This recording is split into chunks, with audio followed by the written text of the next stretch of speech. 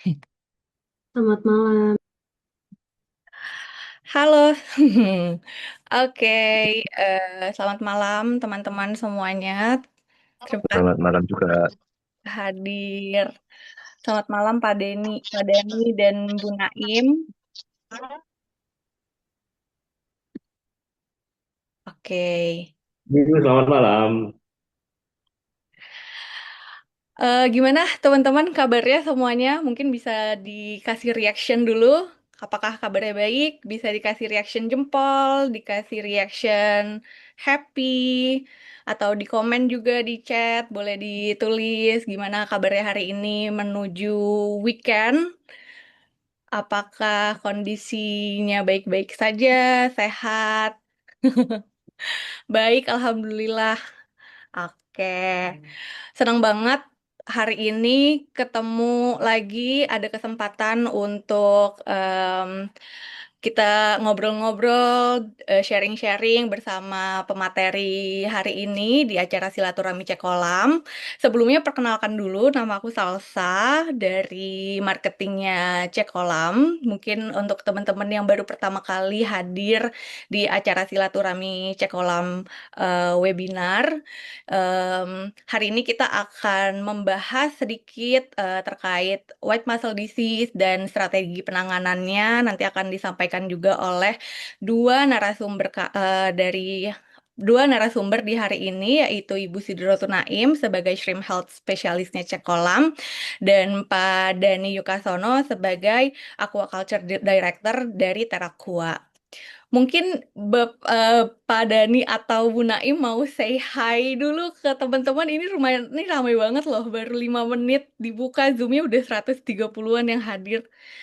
Seperti biasanya teman-teman pada apa namanya baru hadir di tengah-tengah acara, tapi ini kayaknya banyak banget yang mulai antusias sama sama acaranya, sama materinya.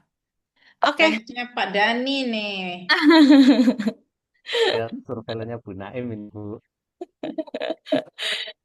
Oke, mungkin kita langsung aja kali ya karena karena ini pesertanya udah cukup banyak. Jadi mungkin nanti kita biar makin panjang sesi tanya jawabnya ya Bu Naim. Jadi mungkin kita akan mulai hari ini. Kita akan apa namanya dimulai dari pembacaan disease surveillance oleh Bu Naim. Silakan Bu Naim, waktu dan tempat aku persilakan.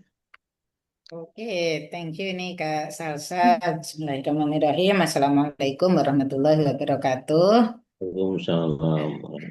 Selamat malam Pak Dani, teman-teman semua. Ini ini tadi ya antara fansnya Pak Dani atau tentang WMD ini bikin kita penasaran gitu ya. Sampai tadi kata Kak Salsa 5 menit ini pesertanya sudah banyak gitu ya dari atas 100. Seperti biasa saya akan mengupdate ya disease surveillance kami. Jadi tentu kami di Nusantik di Cekolam melakukan surveillance ini secara berkala ya, secara berkala sesuai dengan sampel-sampel yang masuk ke kami dan pengamatan-pengamatan di lapangan. Bisa langsung aja Kak Salsa. Nah ini eh, sekarang itu penyakit itu datang itu pelan-pelan gitu ya. Kalau dulu segala sesuatu itu langsung langsung ketahuan, langsung ini, tapi kematian yang massal itu sekarang tidak langsung terlihatnya, tapi adanya laporan pertumbuhan yang melambat, kemudian apa FCR ya, FCR-nya itu memburuk itu sering sekali sekarang kami ya, di catatan gitu ya ketika sampel itu datang. Catatan-catatannya itu banyak seperti itu. Juga survival menurun ya. Jadi gabungan ketiganya ini menjadi mula uh, timbulnya atau meluasnya menyebarnya penyakit ya, khususnya penyakit menular. Ya. Dan ini tentu tidak baik ya untuk budidaya udang. Misalnya di Nusantik ini untuk Januari sampai April 2026 ya, berarti selama 4 bulan ini IMNV ya, dengan positivity rate tertinggi baik di di beberapa area budidaya, bukan hanya di satu daerah tertentu. Bahkan di bulan Februari itu positivity rate-nya itu mencapai di atas 14 ya, 14,93%. Sedangkan untuk HPND ya Januari Maret tetap ada. Untuk WSSV ini terjadi penurunan ya. PHP yang biasanya ditandai dengan pertumbuhan yang lambat, ini antara Februari sampai April masih di atas 8%. Jadi kalau angka ini kita baca bersama-sama, ya ini kisarannya di 8 gitu ya, 8 sampai 14,95, dan ini masih menimbulkan kerugian ya yang nyata itu di teman-teman. Itu kita bersama-sama usaha untuk menangani ini ya. Dan saya senangnya ketika kami mengundang pembicara teman-teman para praktisi, bagian saya kan menunjukkan penyakitnya apa. Nanti bagian yang lebih serius itu bagiannya Pak Dani itu ya, menangani WMD itu seperti apa ya. Harapan kita bersama semoga ke depan angka positivity rate itu makin turun ya, seperti ditunjukkan oleh White Spot untuk tahun ini. Jadi satu catur bulan ya, empat bulan ini White Spot trennya sudah menurun ya, menurun terus dari sejak Februari ya. Sedangkan yang apa ya HPND ini masih naik naik turun. Slide berikutnya Kak. Ya. Nah ini patogen itu bisa tetap bersirkulasi ya, tetap muter-muter gitu di dalam kolam meskipun tambaknya terlihat normal ya. Nah, ini pada air dan lumpur itu juga kami temukan ya. Jadi ketika ada teman-teman mengirimkan sampel berupa air, berupa lumpur, nah ini positivity rate-nya juga perlu menjadi perhatian kita bersama. Karena itu ya, karena patogen itu bisa tetap ya, tetap berada di lingkungan tambak dan terus memberikan tekanan, eh, banyak sekali tambak mengalami performa yang terus menurun, bahkan sebelum gejala visual terlihat. Dan ini tentu sekali lagi meskipun dengan laporan area kematian ataupun belum ada, eh, tetap perlu menjadi kewaspadaan kita bersama. Eh, Rekan-rekan petambak tentunya akan menanggung kerugian ya ketika hanya menunggu gejala visual ya, tanpa disertai dengan persiapan dan penanganan yang tepat. Karena memang harus harus segera ya. Jadi kalau terlihat ada dari sejak DOC awal, kalau ada yang aneh-aneh ya di air ataupun di udangnya, perlu segera ditangani. Karena kalau kita biarkan dia itu menunggu misalkan menjadi lebih besar ya. Di sini misalnya ya di udang itu positivity rate-nya masih cukup tinggi ya, secara agregat secara keseluruhan masih di atas 20%. Ya 21,6 itu artinya kan masih di atas 20% ya. Jadi kalau ada 100 udang kami tes, kami uji, kami periksa, masih di atas 20 yang positif. Benur masih di angka 1,51. Ini dulu kami di awal-awal itu ngecek bisa sampai 3% ya. Nah, ini sudah menurun karena benur tetap menjadi kunci awal ya. Ketika angkanya makin bisa ditekan, makin bisa ditekan, syukur-syukur di bawah 1%. Ya ini menjadi garda terdepan ya, garda terdepan dalam menjaga produksi udang nasional. Ya, air masih di 7,6, sedangkan lumpur di 3,79. Saya artinya patogen itu memang lebih banyak terdapat di air ya. Memang secara logik kita berpikir di sedimen ya, di lumpur akan lebih banyak. Tapi kalau sampel yang masuk ke kami, air masih lebih lebih tinggi, masih lebih tinggi ya karena di situ sebagian patogen kan bisa melayang di air juga ya. Berikutnya, Kak Salsa.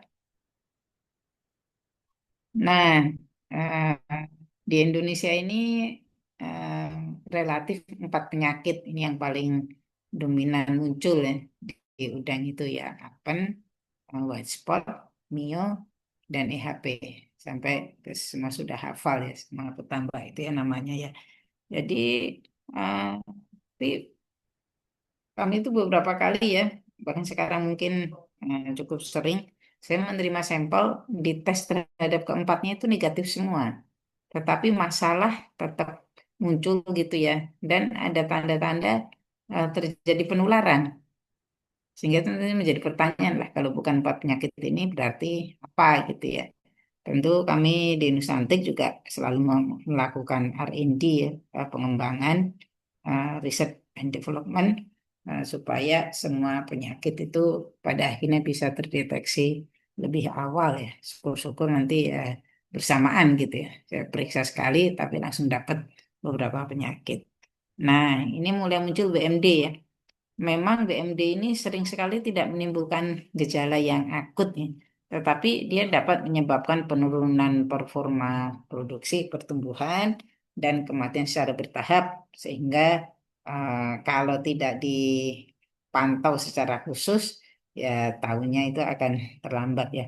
Nah, ini banyak kasus muncul ya, seperti masalah pakan, cuaca, tapi juga ada kualitas air ya, kalau berdasarkan laporan catatan teman-teman itu. Padahal akar masalah pada kondisi biologis yang belum dipahami sepenuhnya. Ya biasanya kan kita default aja ya. Ini kalau ada masalah, ini karena lingkungan ya, lingkungan dalam hal ini berarti ya cuaca, air, pakan tadi ya. Ternyata itu belum kita explore secara lebih luas gitu ya, selalu lebih luas. Nah, akibatnya treatmentnya tuh diubah-ubah kan. Pertama mengiranya begini, terus dikasih treatment apa, diubah-diubah. Tentu lingkungan itu menjadi kaget juga ya. Ah, ketika kolam itu sedang aktif digunakan untuk budidaya, kalau terlalu terjadi perubahan entah planktonnya, entah perlakuannya, treatment, tentu itu bukan hanya mengagetkan untuk udangnya, tapi juga untuk lingkungan itu sendiri. Sehingga penanganan ini memang perlu terintegrasi ya, juga terplanning, bukan sekedar trial and error. Lanjutnya Kak, Salsa. Nah, ini kembali ke sini ya. Jadi kalau hasil PCR negatif itu bukan berarti tambah aman. Nah, tadi khususnya untuk saat ini, misalnya kalau untuk teman-teman yang kirim ke kami, ke cek kolam, kami periksanya kan yang empat itu dulu ya. Kalau di luar itu eh, satu, untuk kami belum bisa melakukan pemeriksaan dengan menggunakan alat sendiri. Ya, yang kedua, sehingga ketika misalnya sekali lagi ya, ada empat penyakit utama itu negatif, apakah selalu negatif? Ya jawabannya tidak ya, karena masalah terbesar budidaya hari ini bukan soal kekurangan data, tetapi juga keterlambatan ya, keterlambatan memahami apa dan juga artinya itu apa sih kalau hasilnya begini, kemudian harus diapakan ya. Nah, aquaculture disease triangle ini segitiga ya. Penyakit itu terjadi karena interaksi tiga hal ini ya, ada lingkungan, ada ada patogennya ya. Tadi virus mau bakteri, kemudian ya ada hostnya. Dalam hal ini tentu kalau budidaya udang ya kita maksud dengan host ya udangnya itu ya, udangnya. Jadi ini interaksi yang kompleks antar ketiganya, bahkan kalau diturunkan itu ada lebih macam-macam ya. Berikutnya Kak Salsa.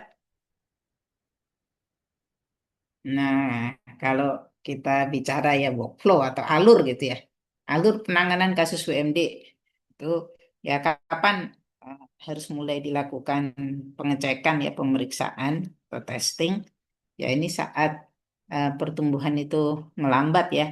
Eh, Kemudian FCR ya, FCR itu meningkat tanpa tanpa ada penjelasan ya, tanpa ada penjelasan kan teman-teman yang paham misalnya minggu ini dosis pakannya segimana. Nah ini FCR-nya itu naik terus ya, naik terus, tapi eh, tidak seperti biasanya.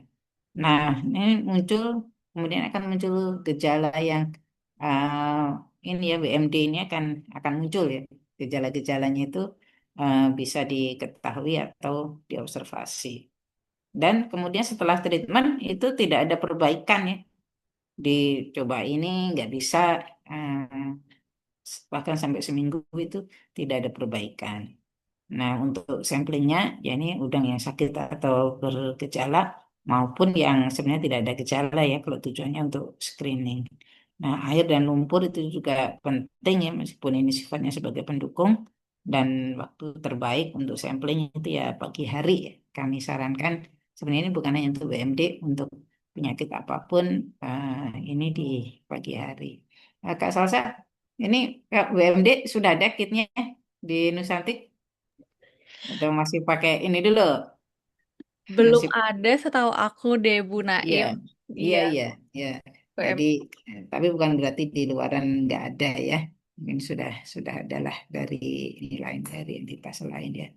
Nah, kalau untuk PCR, ini tentu ada 9 penyakit dan sekali lagi kami di Nusantik untuk sementara ini 4 ya yang kami tawarkan.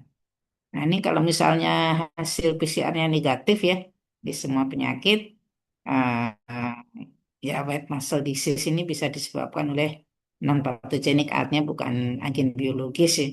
Sehingga ini boleh jadi karena sekali lagi masalah lingkungan, eh, distribusi oksigennya itu ya, dissolve oksigennya, dan juga tentang alganya ya. Jadi kepadatannya terlalu tinggi.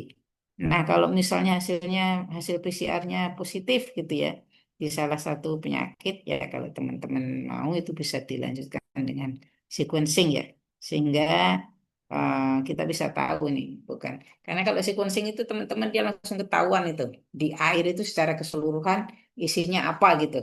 Jadi kalau misalnya nih ada kejadian apa penyakit mio gitu. Jadi kalau kita tes airnya sebenarnya itu bukan hanya mio ya. Biasanya tuh ada rombongannya tuh. Nah, ini misalnya kalau mio ya rombongan penyakitnya ABCD gitu ya. Kalau white spot ternyata dia BCDE FGH gitu ya, dan seterusnya. Sehingga pemahaman kita itu menjadi lebih baik. Termasuk juga kalau teman-teman mau menentukan saya mau pakai probiotik apa ya, itu yang melawan eh, apa yang ada di lingkungan tambak tertentu, tidak bisa disamakan semuanya. Nah, setelah dilakukan sequencing, sehingga penanganannya menjadi lebih baik ya, lebih menyeluruh. Selanjutnya, Kak, ini udah terakhir ya. Nah, bagian saya itu ya, intinya teman-teman, ya ini tetap ya, namanya budidaya udang itu apa tentu ada uncertainty ya, ada risiko di situ, ada ketidakpastian, ada risiko, sehingga ya satu-satunya cara memang harus dijaga, nggak kalah dengan menjaga bayi. Ini ada batuk sedikit, ada flu sedikit, bayi itu seingat saya anak saya itu sampai usia 5 tahun tiap bulan itu ada aja kalau nggak batuk ya pilek ya flu segala macam gitu ya. Setelah 5 tahun itu baru badannya itu lebih lebih kuat gitu ya, lebih tahan terhadap segala. Mungkin itu dulu ya Kak Sal saya supaya nanti kita dengarlah ilmu dan apa praktek lapangannya Pak Dani. Ya nanti kita diskusi dengan teman-teman. Thank you ya teman-teman. Thank you Kak Salsa.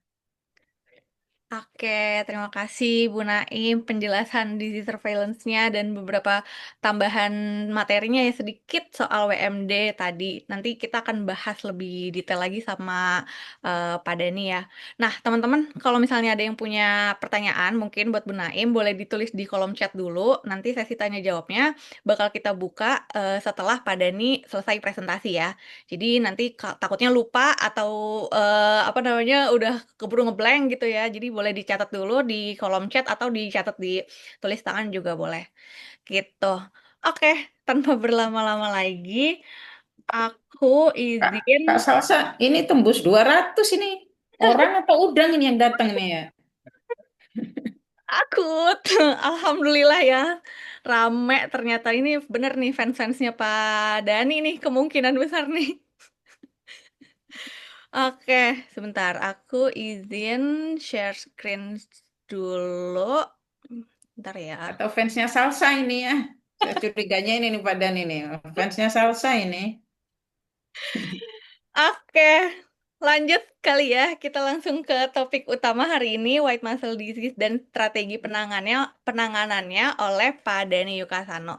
Silakan Pak Dani, waktu dan tempat aku persilakan.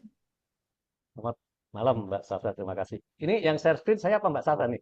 Aku, dari aku ya. Oh, Mbak Sasa saja. Ya. Oke. Ya. Selamat malam. Assalamualaikum warahmatullahi wabarakatuh. Bapak dan Ibu sekalian, eh, terima kasih sudah bersedia hadir. Terima kasih Bu Naim atas undangannya. Mudah-mudahan saya sampaikan ini eh, nanti ya ada manfaat lah. Diminta Mbak Salsa untuk menyampaikan masalah diskis dan strategi penanganannya. Mohon maaf, suara saya agak serak.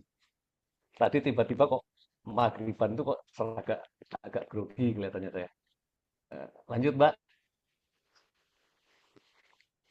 Jadi kalau kita lihat sebetulnya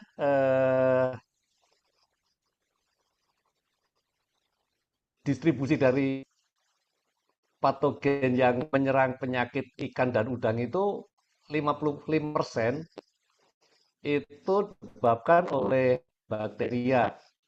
Kemudian eh, virus 23%, parasit 19%, jamur 3%.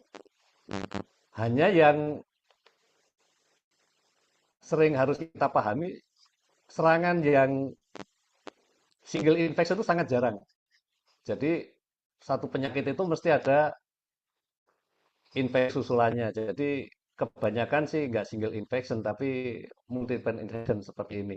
Yuk lanjut Mbak Salsa.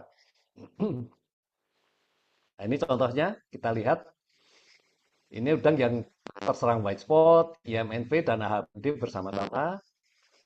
Terus ini ada yang terserang white spot dengan AHND, ini EHP dengan IMNV, dengan AHP, dengan IMNV. Ini IMNV dengan AHPND dan seterusnya. Jadi sangat jarang serangan yang single infection ditambah itu. Lanjut, Mbak.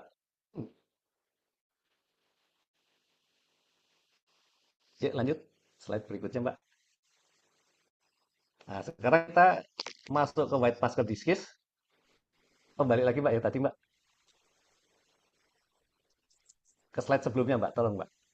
Nah, ini white muscle disease itu satu penyakit otot putih pada udang Paname yang ditandai dengan otot tubuh yang menjadi putih susu atau opak, udah menjadi lesu,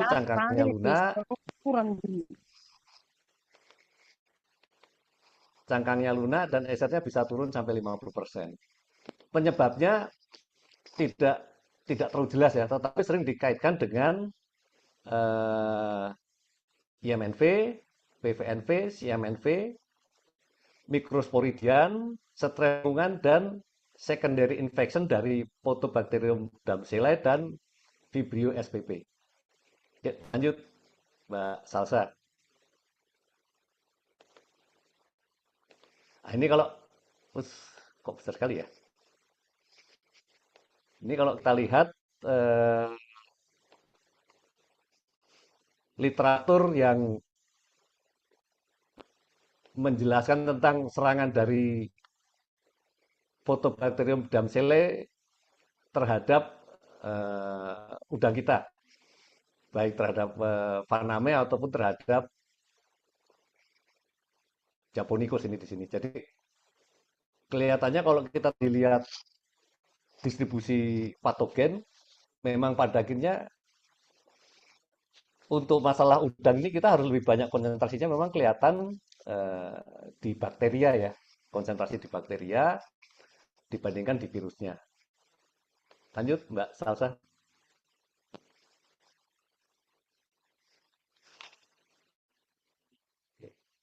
Nah, ini gejala klinisnya, ototnya menjadi putih, terus pucat, udangnya lemah, letargik, nafsu makannya turun, cangkang menjadi lunak, tipis, pertumbuhan lambat, nekrosis pada otot, organ limfoidnya membesar, kematiannya kadang-kadang dapat mencapai 50% dalam waktu 3 sampai 5 hari. Lanjut, Mbak. Nah, ini kalau kita lihat udang normal, jaringan ototnya sebelum mengalami nekrosis seperti ini. Setelah nekrosis dia akan pecah seperti ini, ototnya rusak. Ya, memang dia menjadi pucat putih itu memang ototnya rusak. Sedangkan organ-organ limfoidnya eh, dia yang tadinya kecil seperti ini dia pecah dan menjadi besar seperti ini. Ini kerusakan di dalam tubuh udang yang mengalami serangan WMD. Lanjut, Mbak Salsa. Nah, ini kalau kita di Indonesia kan sering alami nih, IMNP tipe A, IMNP tipe ngapas katanya nih. Ini udang ngapas. WMD seperti ini kurang lebih. WMD itu kurang lebih seperti ini. Eh, udang yang menjadi putih, IMNP yang strain satu itu hanya tiga ruas terakhir yang merah. Dan ternyata kalau kita isolasikan bakteri yang ada di dalam udang yang terkena WMD ini, ternyata kita dapat juga Harbae. Kadang-kadang Vibrio Harbae juga dapat di sana. Jadi beberapa literatur mengatakan Vibrio ini akan menguatkan tingkat kematian karena IMNV. Nanti ada di slide berikutnya kita lihat ya. Jadi jumlah Vibrio yang ada itu pada angka tertentu dia akan meningkatkan eh, laju kematian dari udang yang terserang. Lanjut, Mbak. Nah, ini kalau kita ini klasik sekali ini Snetsko, tulisannya Snetsko, hampir semua presenter menggunakan ini. Jadi penyakit itu akan muncul karena ada udang, ada patogen, ada lingkungan. Paling simpel nggak pengen kena penyakit ya jangan tebar, nggak ada udang paling nggak kena penyakit kan gitu kan. Kalau nggak tebar ya nggak dapat panen. Tetapi dari Snetsko ini kita yang paling harus kita waspadai sebetulnya lingkungannya. Karena pada saat lingkungan jelek itu, sebelum penyakit muncul, udang sudah lebih lemah. Lebih dulu sebelum terkena penyakit. Dan pada lingkungan yang jelek, umumnya virulensi itu meningkat. Jadi memang kuncinya kita harus betul-betul jaga lingkungan ditambah itu dalam kondisi yang dalam rentang optimalnya. Meskipun kita tahu biar orang menjaga pH aja untuk tetap di bawah 8,5 setengah mati. Di awal tebar kadang sampai 9, sampai 9,2. Padahal kita pahami kalau 9,2 itu Vibrio semakin cepat berkembang. Nah, jadi ini yang harus kita jaga nih. Lanjut, Mbak Salsa. Nah, ini faktor utamanya, ya pertamanya ada udang sakit, entah dari benur, entah dari memang sudah ada di dalam situ, terus dia hidup bersama mengalami kohabitasi. Jadi penularan itu paling cepat pertama pasti kanibalisme. Kanibalisme udah sakit dimakan yang sehat. Yang kedua itu kohabitasi, hidup bersama antara yang sakit dan yang sehat. Nah, kalau udah ada yang sakit, hidup bersama ya namanya ketemu kan orang di satu ruangan satu flu satu nggak flu aja bisa ikut-ikutan flu, apalagi udang yang segitu banyak. Terus adanya carrier, kepiting, udang liar yang masuk ke dalam sistem budidaya, sumber air kita tercemar, banyak tambak-tambak di daerah tertentu yang air lautnya sudah mengalami eutrofikasi. Kita kan kalau kasih standar SOP kan TPC di bawah 2000. Itu kan ditambah. Kalau ditambahnya 2000 harusnya kan di lautnya kan harusnya mungkin cuma 500, 200. Kalau di lautnya juga 2000 ditambahnya mau berapa? Sebetulnya kalau di laut kita vibrio-nya sudah 1000, 2000 ya kita harus hati-hati. Kemungkinan vibrio di laut itu mencemari tambak kita menjadi lebih besar lagi. Terus Tom, saya cari-cari literatur tentang Tom ini ada yang mengatakan 60 idealnya, ada yang mengatakan idealnya 90 ke bawah. Tapi kalau kita baca-baca data ya, baca-baca data di banyak perairan, eh, banyak sumber air laut itu udah 100 Tomnya. Jadi Tom di sumber airnya sudah 100, kita mau pakai tambah, kita makin makin susah teknisi menjaga air ya Tomnya tinggi ini untuk supaya nggak makin naik. Nah ini Tom ini harus kita perhatikan menjadi apa namanya faktor limiting faktor di budidaya kita.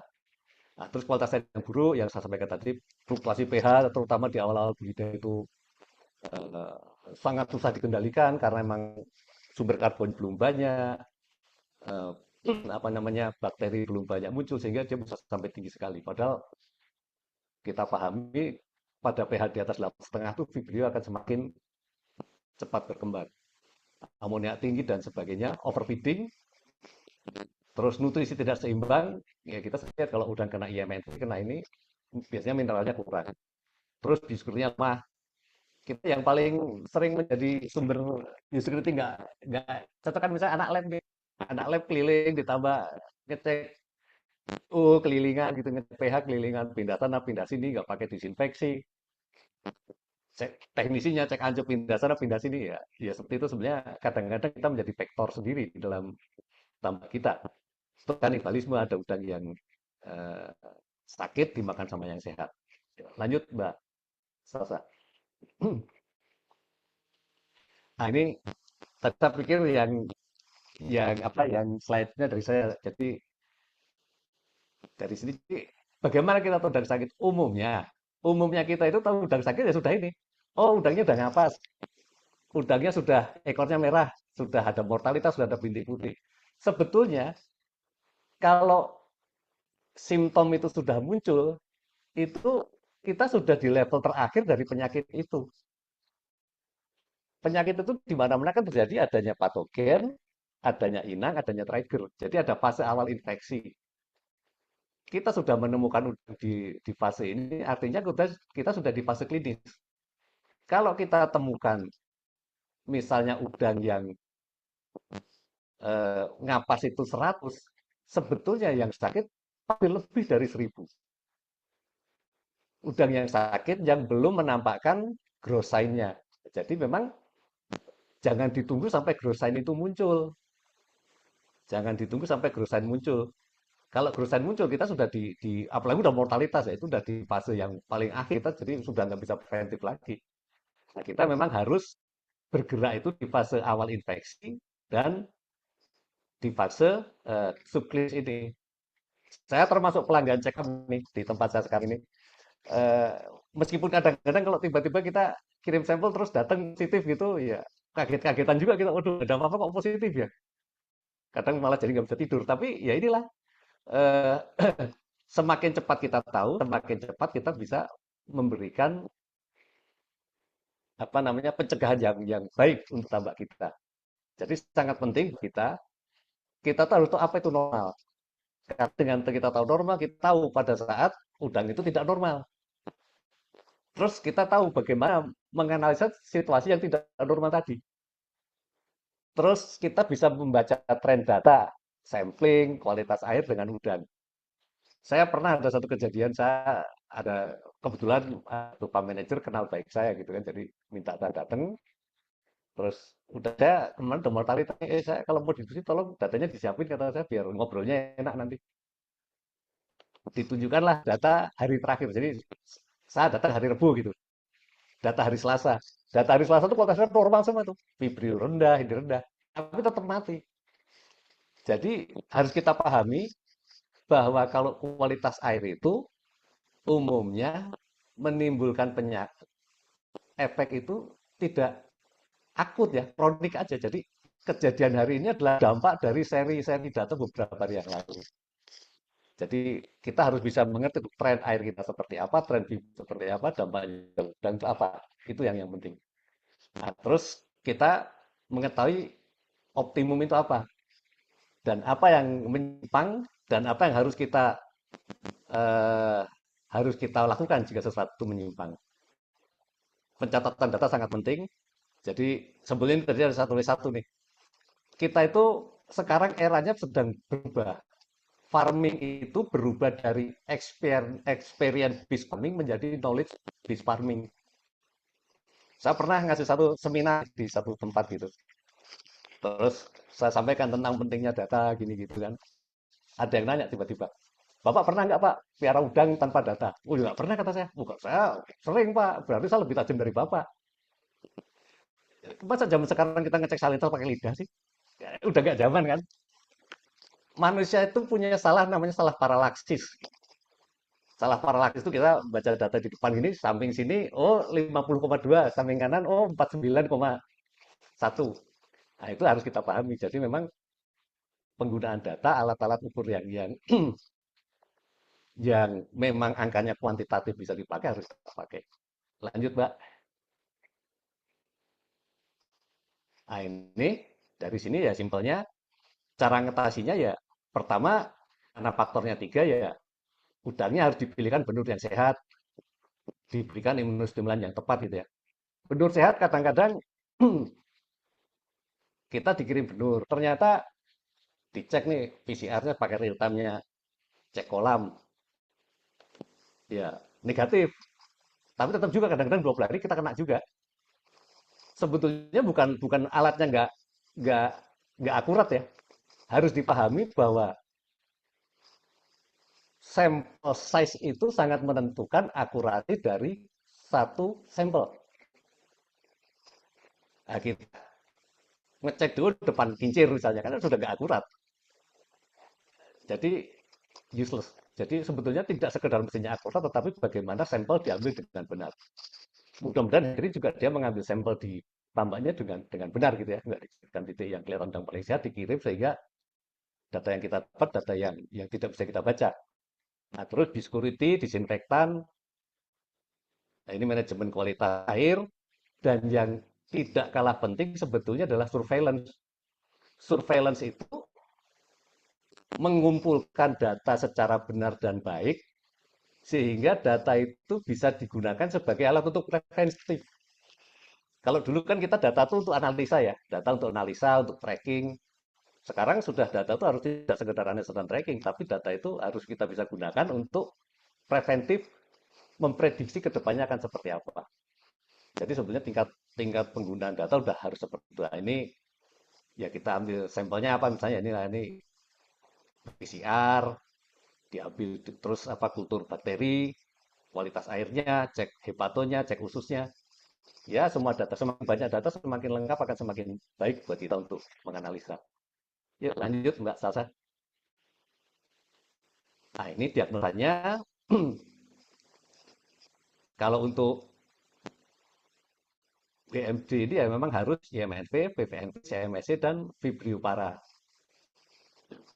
Terus untuk bakteriologinya harus dikultur ini. Vibrio SVP, total bakteri dan komposit bakteri. Saya pernah ngasih presentasi sama Mas Fatur waktu itu kebetulan terus saya kasihkan contoh ada satu data dari India, seorang seorang peneliti di India itu menunjukkan dalam sehat itu bakterinya seperti ini komposisinya. Terus Fatur sampaikan, oh cek kolam juga bisa Pak, mapping seperti itu. Nanti kita mudah-mudahan bisa diskusi lebih lanjut nih. Sampai tingkat mana cek kolam bisa melakukan itu. Nah, terus kualitas air, ya rutin ini amonia, alkali, DO, nitrit, dan seterusnya. Terus asesmen kualitas pakan. Asesmen kualitas pakan ini, kalau saya pribadi mungkin agak berbeda. Saya dulu di pabrik pakan, sekarang udah enggak. Tapi kalau pakan dari pabrik itu seharusnya sih nggak akan pernah terkena penyakit seharusnya. Karena dia dibakar tinggi segala macam. Tapi kita akses tuh kualitas seperti ini misalnya. Pakan itu kan kalau pakan ini harap dipahami, pakan itu biaya terbesar dan pencemar terbesar. 1 kilogram pakan itu 16% adalah nitrogen. Nah, kalau kita punya pakan 1 kilo dengan 16% nitrogen, berarti kan 160 gram nitrogen. Itu yang akan kita buang ke tambak. Berapa cepat udang itu makan? Karena pakan itu 1 jam dibuang di air, dia akan hilang sekitar 10 sampai 20% proteinnya ya. Protein hilang berarti kan dia masuk air. Nah, itu yang harus kita banding-bandingkan tuh. Kita assessment kualitasnya kita bandingkan seberapa banyak water stability-nya, seberapa banyak leaching-nya, seberapa banyak debunya. Itulah yang kita kita gunakan sebagai hasil pakan. Terus kita review penyakit dan kaitkan dengan stresornya. Kebanyakan kita kan terpisah-pisah nih, kualitas air sendiri, data penyakit sendiri, nah, terus kita gabungkan. Memang ya belajar logika matematik kan begitu, jika maka itu lama-lama kita akan tahu sebetulnya yang paling memungkinkan menjadi stresor apa di kolam kita itu. Yuk lanjut Mbak Salsa. Nah ini pilih benur yang bagus. Benur saya yakin semua sudah menyiapkan benur dengan baik. Tapi namanya menyiapkan masih hidup kan bukan hal yang mudah ya. Jadi dari sekian banyak parameter ini, kalau saya selalu sampaikan, ini ada angka-angka yang kita bisa negotiable, ada angka-angka yang kita nggak bisa negotiable. Saya pernah diajak diskusi seseorang nih, "Ah, harusnya tambak tuh nggak perlu takut dengan Vibrio para, di hatchery kita nggak takut kok. Yo, hatchery kan cuma berapa hari, kita 120 hari nggak takut sama Vibrio para gimana? Pakannya berapa banyak? Jadi kalau saya yang kalau saya nggak bisa negosiasi ini nih, yang saya kasih kurung ini nih, PCR harus negatif apapun, positif nggak terima. Vibrio para harus nggak boleh ada Vibrio para. Terus spora EHP nggak boleh ada. Ini titik-titik yang kalau kalau menurut saya nih titik yang kita harus harus tidak boleh negosiasi. Saya juga ini stress test kalau saya harus 95. Meskipun saya lihat sekarang banyak ya, apa bukan literatur sih. Di Juklat itu stress test 80% itu udah bagus. Setahu saya dulu dari zaman saya kerja pertama kali, kalau stress test formalin 90% saya masih terima. Tapi kalau stres salinitas harus 95. Stres tes formalin boleh 90, stres tes salinitas harus 95. Nah, kalau ada benar yang 95, kenapa harus ambil yang 80 kan gitu aja simpelnya kan. Jangan tuh nggak sanggup bikin 95 dilemarkan ke tambah harus terima yang 80. Kurang fair dong. Perbaiki supaya bisa 95 SR stress testnya. Yuk lanjut Mbak Salsa. Nah ini juga yang kita agak sering lupakan ini. Banyak tambah yang pakai masuk air tidak pakai filter. Padahal kita baca di hampir banyak literatur. Ini dari gambar-gambarnya Perkalaya ini saya kumpulkan. Kerang, tritip, apa namanya, keong, itu hampir semuanya menjadi vektor, menjadi carrier untuk penyakit-penyakit PHP. Kalau dia basah itu tetap jadi tempat untuk hidup. Nah, jadi ini kadang-kadang orang masang filter tapi nggak diperhatikan sobek apa enggak. Pasang, yang penting udah pasang, dikontrol lagi 2 hari lagi. Ya kalau filter sobek dipasang bukan filter namanya, itu hiasan pipa kan gitu. Kalau filternya nggak ada sobek baru filter, kalau filternya nggak sobek ya hiasan pipa aja. Yuk lanjut Mbak. Ini ada satu penelitian, penelitiannya sangat sederhana, sangat sederhana. Jadi ada kolam, ada satu bak yang diisi dengan udang yang BMD, terus diisi udang sehat gitu, airnya dialirkan. Yang satu tanpa filter, yang satu dengan filter 300 mikron, yang satu dengan filter 1000 mikron. Filter yang tanpa filter hari keempat sudah mulai muncul mortalitas.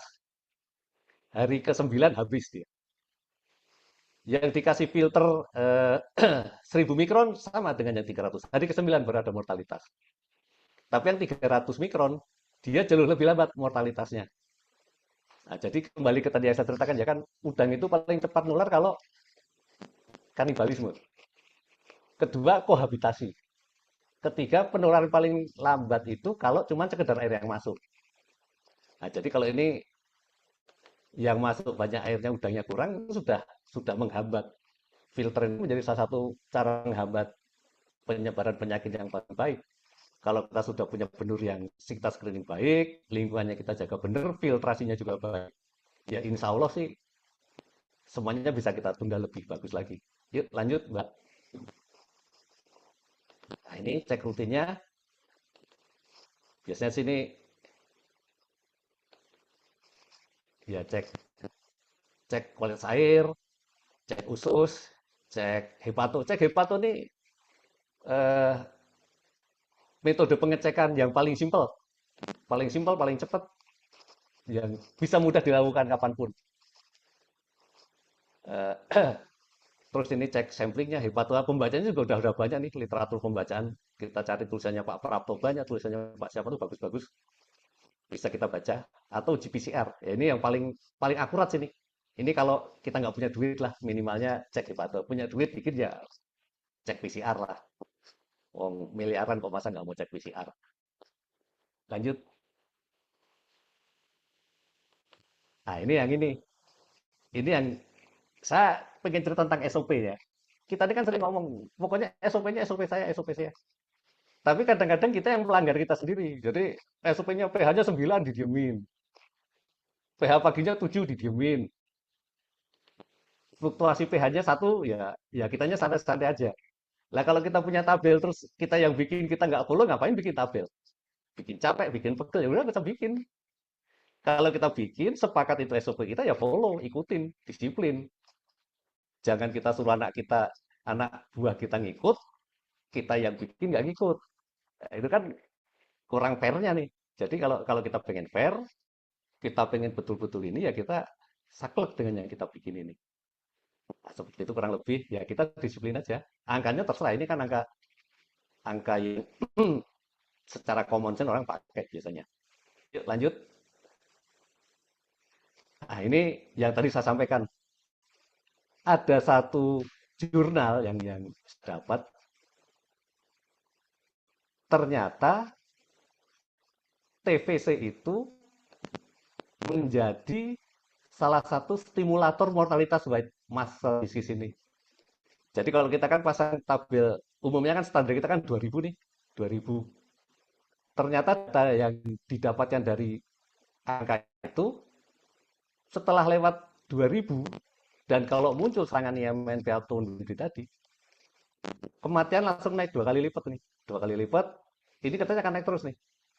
Nah, di sini dia simpulkan sementara ini butuh butuh kajian lebih panjang lagi ya karena ini kan baru-baru awal-awal. Semakin tinggi TPC di air, ternyata dia mempercepat laju mortalitas udang yang terkena IMNV atau WMD. Nah, seperti saya sampaikan di depan tadi, ya kita apapun virusnya, kita harus banyak konsentrasi di bakteri. EHP sama juga kan EHP, kalau nggak ada kotoran putih, ya nggak parah. Bakteri lagi. White spot, kalau green vibrio-nya nggak sampai 1000, white spot tuh matinya nggak terlalu parah juga. Nah, jadi ini contoh bahwa vibrio harus tetap menjadi konsentrasi kita saat ini. Ya lanjut Mbak Salsa. Nah ini pentingnya data. Saya ini data saya terlibat di sini, jadi saya berani pamerkan nih. Jadi nggak ceritakan gagalnya orang, ini ceritakan gagalnya saya ini. Jadi ini ada satu kolam, kolam pendampingan. Waktu itu saya di sana. Saya nggak di situ, saya yang termasuk yang mengawasi, merekomendasikan. Pada hari keempat sebelum bar, ini hari keempat sebelum itu bar ada datanya nih. Diambillah sampel, dihitunglah bakterinya. Didapatkan green vibrio-nya kan 1000, yellow vibrio-nya di bawah green vibrio. Kita yang kadang-kadang saya lihat banyak orang tidak terlalu perhatian ya. Pada saat green vibrio jauh lebih besar daripada yellow vibrio, tinggal tunggu saja AHPND pasti muncul. Bukan pasti, potensi untuk muncul sangat besar. Karena di alam sebetulnya green vibrio itu harus paling tidak hanya maksimal 30% dari yellow vibrio. Kalau dia sampai sama atau lebih, berarti ada sesuatu keseimbangan yang sedang terjadi di sana. Jadi orang kan lihatnya cuma sini nih, oh rasionya masih 2% nih, masih 4%. Orang lupa bahwa yellow-nya sudah kalah dibandingkan green-nya. Saya kumpulkan data dari banyak tempat di Padang, di Bengkalis, di Jawa Timur, Jawa Barat. Setiap kali muncul AHPND, meskipun vibrio-nya nggak tinggi, tapi kalau green-nya lebih dari yellow vibrio, itu dia umumnya akan jadi sesuatu. Nah ini betul, ini udah diingatkan nih teknisnya waktu itu. Pak itu sama analisnya udah diingatkan analis labnya. Pak itu green vibrio-nya tinggi sekali Pak. Apakah nggak ditunda aja Pak tebarnya? Ah, nggak apa-apa nanti kita atasi. Ya kalau waktu itu nggak ada tiger, ternyata ditebar. Betul di hari ke-15 AHPND muncul. Untung datanya lengkap ini. Ternyata hari ke-12 planktonnya crash. Kelihatannya ini data planktonnya crash nih, turun, drop, drop, drop. Nah, terus ini baru vibrio naik. Nah, dalam situasi data seperti ini kita harus melihat nih. Kita nggak bisa salahkan hatchery loh, meskipun kenanya di 15 hari. Iya kan? Ini Nggak bisa meskipun oh, ini 15 hari nih pasti hatchery, oh belum tentu. Kita harus harus belajar fair kepada diri kita sendiri ya. Kalau kita lihat ini faktor yang akan memunculkan AHPND sudah kelihatan ini di umur -4 ini sudah kelihatan. Green Vibrio, betul memang para helmet belum Green Vibrio belum tentu parah, tapi parah adalah bagian dari Green Vibrio.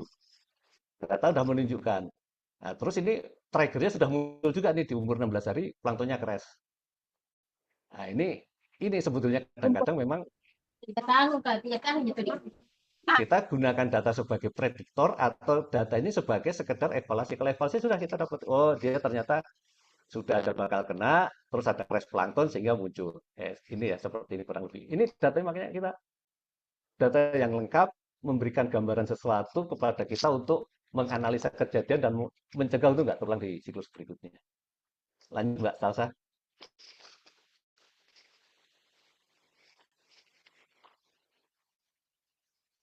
Nah, ini satu penelitian ini. Ini jadi saya saranin untuk bapak-bapak, nanti bapak-bapak harus beli buku How to Lie with Statistics. Bagaimana berbohong dengan statistik. Bapak sering lihat kan ada produk misalnya dia bikin statistik, produk kami lawan kontrol, sekian, lawan sekian. Itu dia belajar buku How to Lie with Statistics. Ini nggak nyebut merek ini. Jadi ini cuma trial aplikasi Bacillus untuk menekan Vibrio SPP.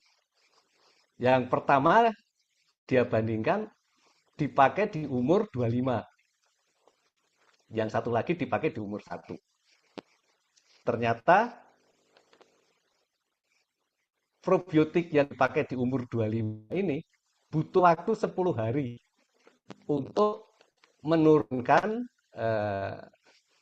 yellow vibrio dan green vibrio menjadi normal lagi.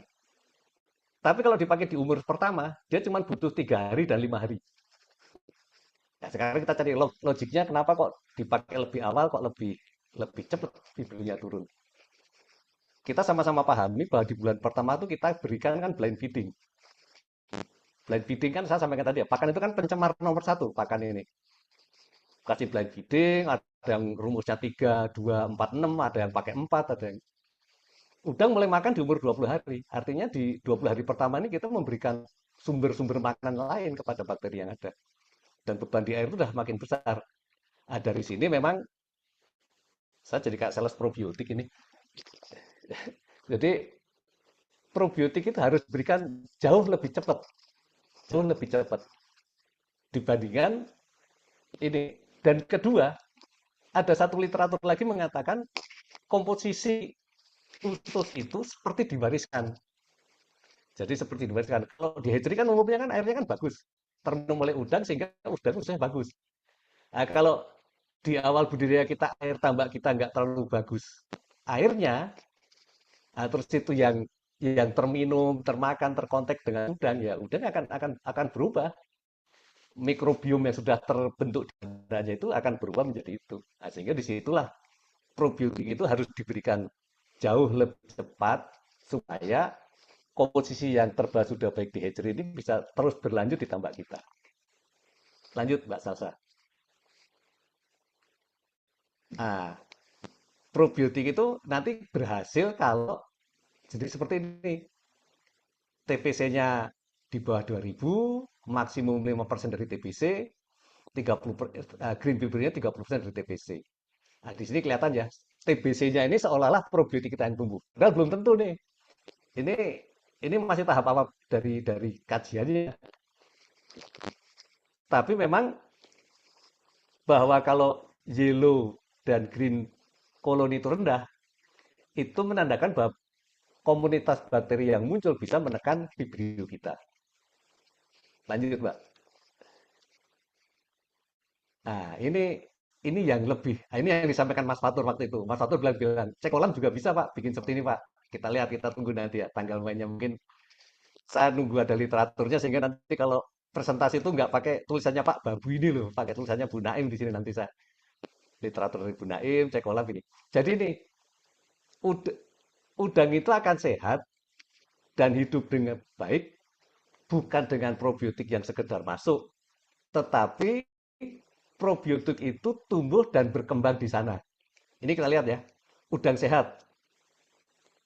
Udang sehat ini ternyata lactobacillusnya sama rhodobacternya PSB-nya numbuh dan dominan menjadi 30% dan 10%. Vibrio-nya kecil aja tuh cuma 5%. Jadi Vibrio 5% itu nggak jaminan bahwa dia pasti akan sehat. Karena bakteri yang lainnya belum tentu. Nah, kita nggak jelas juga yang lainnya apa. Nah, ini tulisannya dari Pak Babu ini, laktonya numbuh, rhodobakternya numbuh, itu yang sehat. Kalau yang sakit, nah ini nggak numbuh sama sekali nih. Ini ada, ini malah, sudah saya cari ya. Nah, rhodobakternya tapi cuma 2%. Numbuh tapi kecil sekali. Yang di bawah, lebih nggak numbuh lagi. Nah, jadi sebetulnya dari sini kita kita lihat. Kan probiotik banyak nih. Probiotik itu kan, ya maaf-maaf ya, kita kan nggak tahu dipakai itu hidup nggak. Masukan tambahan muncul nggak. Jangan-jangan suksesnya karena kita ayam pakai probiotik kan, ayam udah pakai tentu hati kita senang gitu kan, udah pakai. Jadi karena, tapi tetap harus diuji seperti ini sampai kita bisa lihat probiotik kita hidup atau tidak. Kolam-kolam yang sehat dari penelitiannya dari kolega-kolega kita di India menunjukkan bahwa udang yang sehat adalah jika probiotiknya hidup dan tumbuh mendominasi. Situ. Yuk lanjut, Mbak Salsa. Nah, jadi itu tadi ya metode pencegahannya ya pertama tadi saya sampaikan ya kita harus pilih benur yang baik, screening yang betul, terus persiapan kolamnya harus sempurna. Kita sering kebalik, nggak ada udang terus kita serius pada saat udang. Justru nggak ada udang itu kita harus serius. Karena nggak ada udang itu kita bisa melakukan apapun. Kalau udah ada udang kan susah. Ada udang tiba-tiba vibrionya tinggi. Masa mau diklorin? Ya udangnya ikut mati kan. Tapi kalau lagi nggak ada udang harus sempurna. Kalau kita gagal menyiapkan sesuatu, berarti kita sedang menyiapkan kegagalan kita. Itu mungkin yang harus tanamkan di hati kita. Persiapan 2 minggu ya harus baik mungkin. Masa kita masih mau 120 hari itu kita bersiap gagal dengan yang 2 minggu sembarangan. Harus sempurna persiapan itu. Jangan malah persiapan teknisi. Teknisi cuti aja kalau persiapan nanti kalau udah tempat baru datang. Nah, ini agak aneh lagi Mbak Sani. Nah, terus kualitas air dijaga dalam optimal, minimkan stres, gunakan pakan yang kualitas tinggi, biosecurity yang benar, data collection sejak awal untuk mengurangi risiko penyakit. Yuk, lanjut Mbak. Nah, ini masker itu sering dikaitkan dengan IMNV, PPNV, Microsporidia. Tetapi outbreak itu betulnya nanti lebih banyak disebabkan karena kualitas air kita yang jelek atau infeksi sekunder dari Vibrio atau Photobacterium SPP.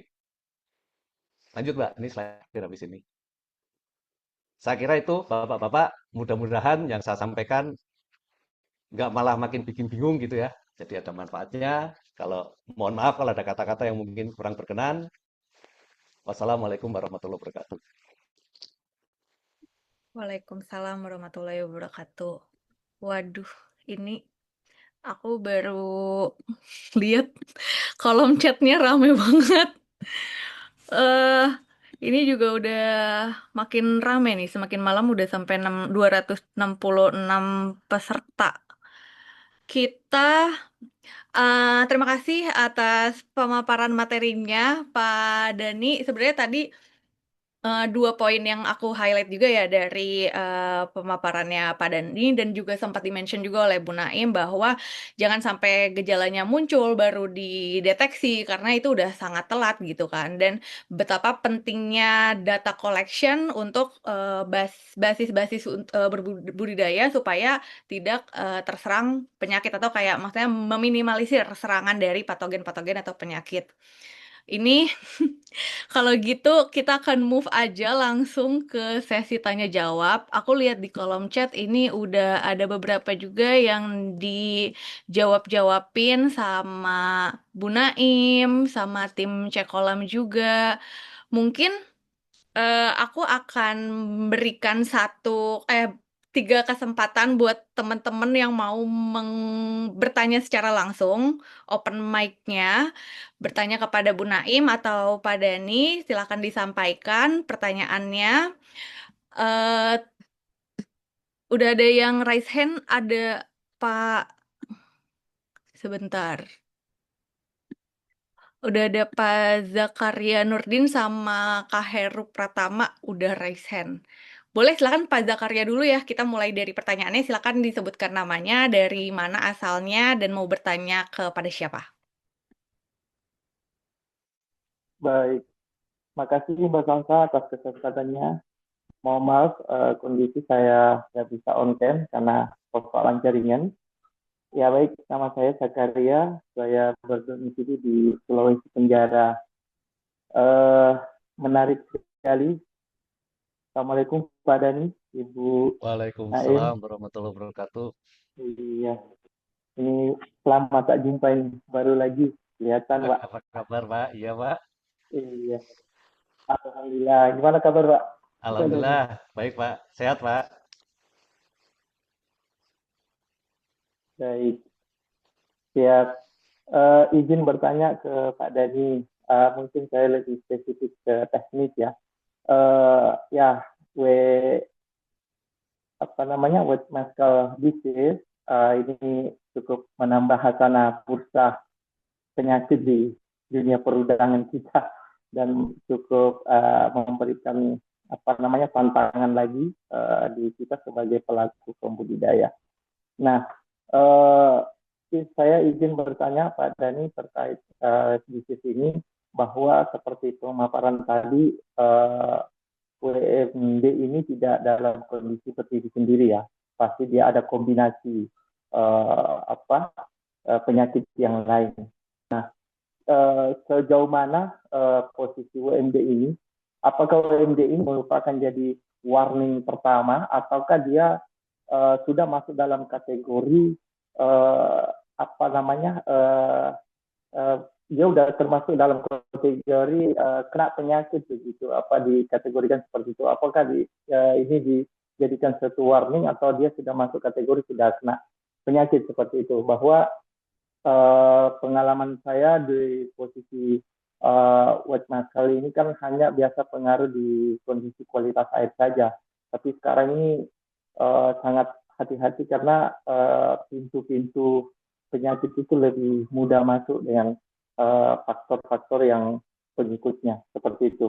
Yang kedua adalah uh, seberapa besar data itu, maksudnya begini, ring berapa hari data itu kita jadikan patokan bahwa memang kasus kejadian infeksi pada hari ini itu bukan dalam kondisi hari ini, tapi ada kasus sebelumnya. Itu ring berapa hari Pak bisa kita jadikan tren pembelajaran kita untuk menganalisis agar bisa preventif kita lebih rapat lagi Pak, seperti itu. Mungkin itu yang saya bisa tanyakan, mohon pencerahannya. Mudah-mudahan bisa memberikan semangat lagi, motivasi bagi kita semua sebagai pelaku pembudidaya atau insan aquaculture khususnya di udang. Makasih Pak, makasih Mbak Salsa. Saya Assalamualaikum warahmatullahi wabarakatuh. Waalaikumsalam warahmatullahi Wabarakatuh. wabarakatuh. Terima kasih Pak Zakaria. Boleh silakan Pak Dani langsung dijawab aja. WMD, saya nggak terlalu paham ya, udah jadi penyakit atau belum nih. Cuman kalau kalau kita kita misalnya kita belajar dari AHPND gitu ya. Orang nyebut pertama dulu tuh IMS. Jadi disebut IMS tuh jadi penyakit itu pada saat pertama kali di dijumpai sudah kelihatan gejalanya, belum ketahuan penyebabnya, belum ketahuan bagian apa yang rusak. Disebutlah gejalanya itu sebagai penyakit IMS, Early Mortality Syndrome gitu kan. Nah, terus sudah berjalannya waktu ketahuanlah AHPNS, akut sindrom, tapi masih belum belum ketahuan penyakitnya penyebabnya apa. Nah, setelah terakhir tahu baru AHPND menjadi disease. Nah, kalau ini sudah WMD kan sudah menjadi disease, artinya sudah eh, dari tata cara pemberian nama sudah sudah dianggap sebagai penyakit yang memang sudah ada itu, Pak. Mungkin nanti Bu Naim bisa lebih lebih menjelaskan lebih lebih dalam lagi.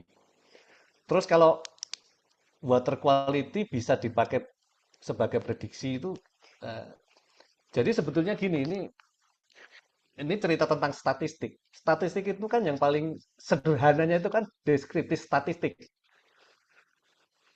Statistik deskripsi gitu ya. Ada satu kejadian, terus dihubungkan dengan kejadian terdekat. Sebetulnya secara kalau kita bicara saintifik itu belum ilmiah, tidak ilmiah. Sesuatu itu ilmiah kalau dia lolos uji matematis. Jadi angka-angka kualitas air itu harus diuji matematis dengan betul-betul fenomenanya penyakitnya. Nah, kalau kita sekarang kan masih enggak nih. Ini ada penyakit, terus berapa hari sebelumnya kita lihat ada kejadian apa di situ, dikaitkan secara deskripsi. Jadi dari situ sebetulnya untuk menjawab pasti berapa harinya saya masih belum bisa, Pak. Belum belum cukup punya data lengkap, belum punya apa namanya kajian yang lebih pasti. Tapi masih memang ada kejadian terus kita bisa merunut ke depan. Berapa harinya kita nanti mungkin mungkin perlu belajar yang lebih lebih dalam lagi. Saya kira itu Pak Jakaria. Mungkin Bu Naya silakan Bu kalau ada yang ingin ditambahkan.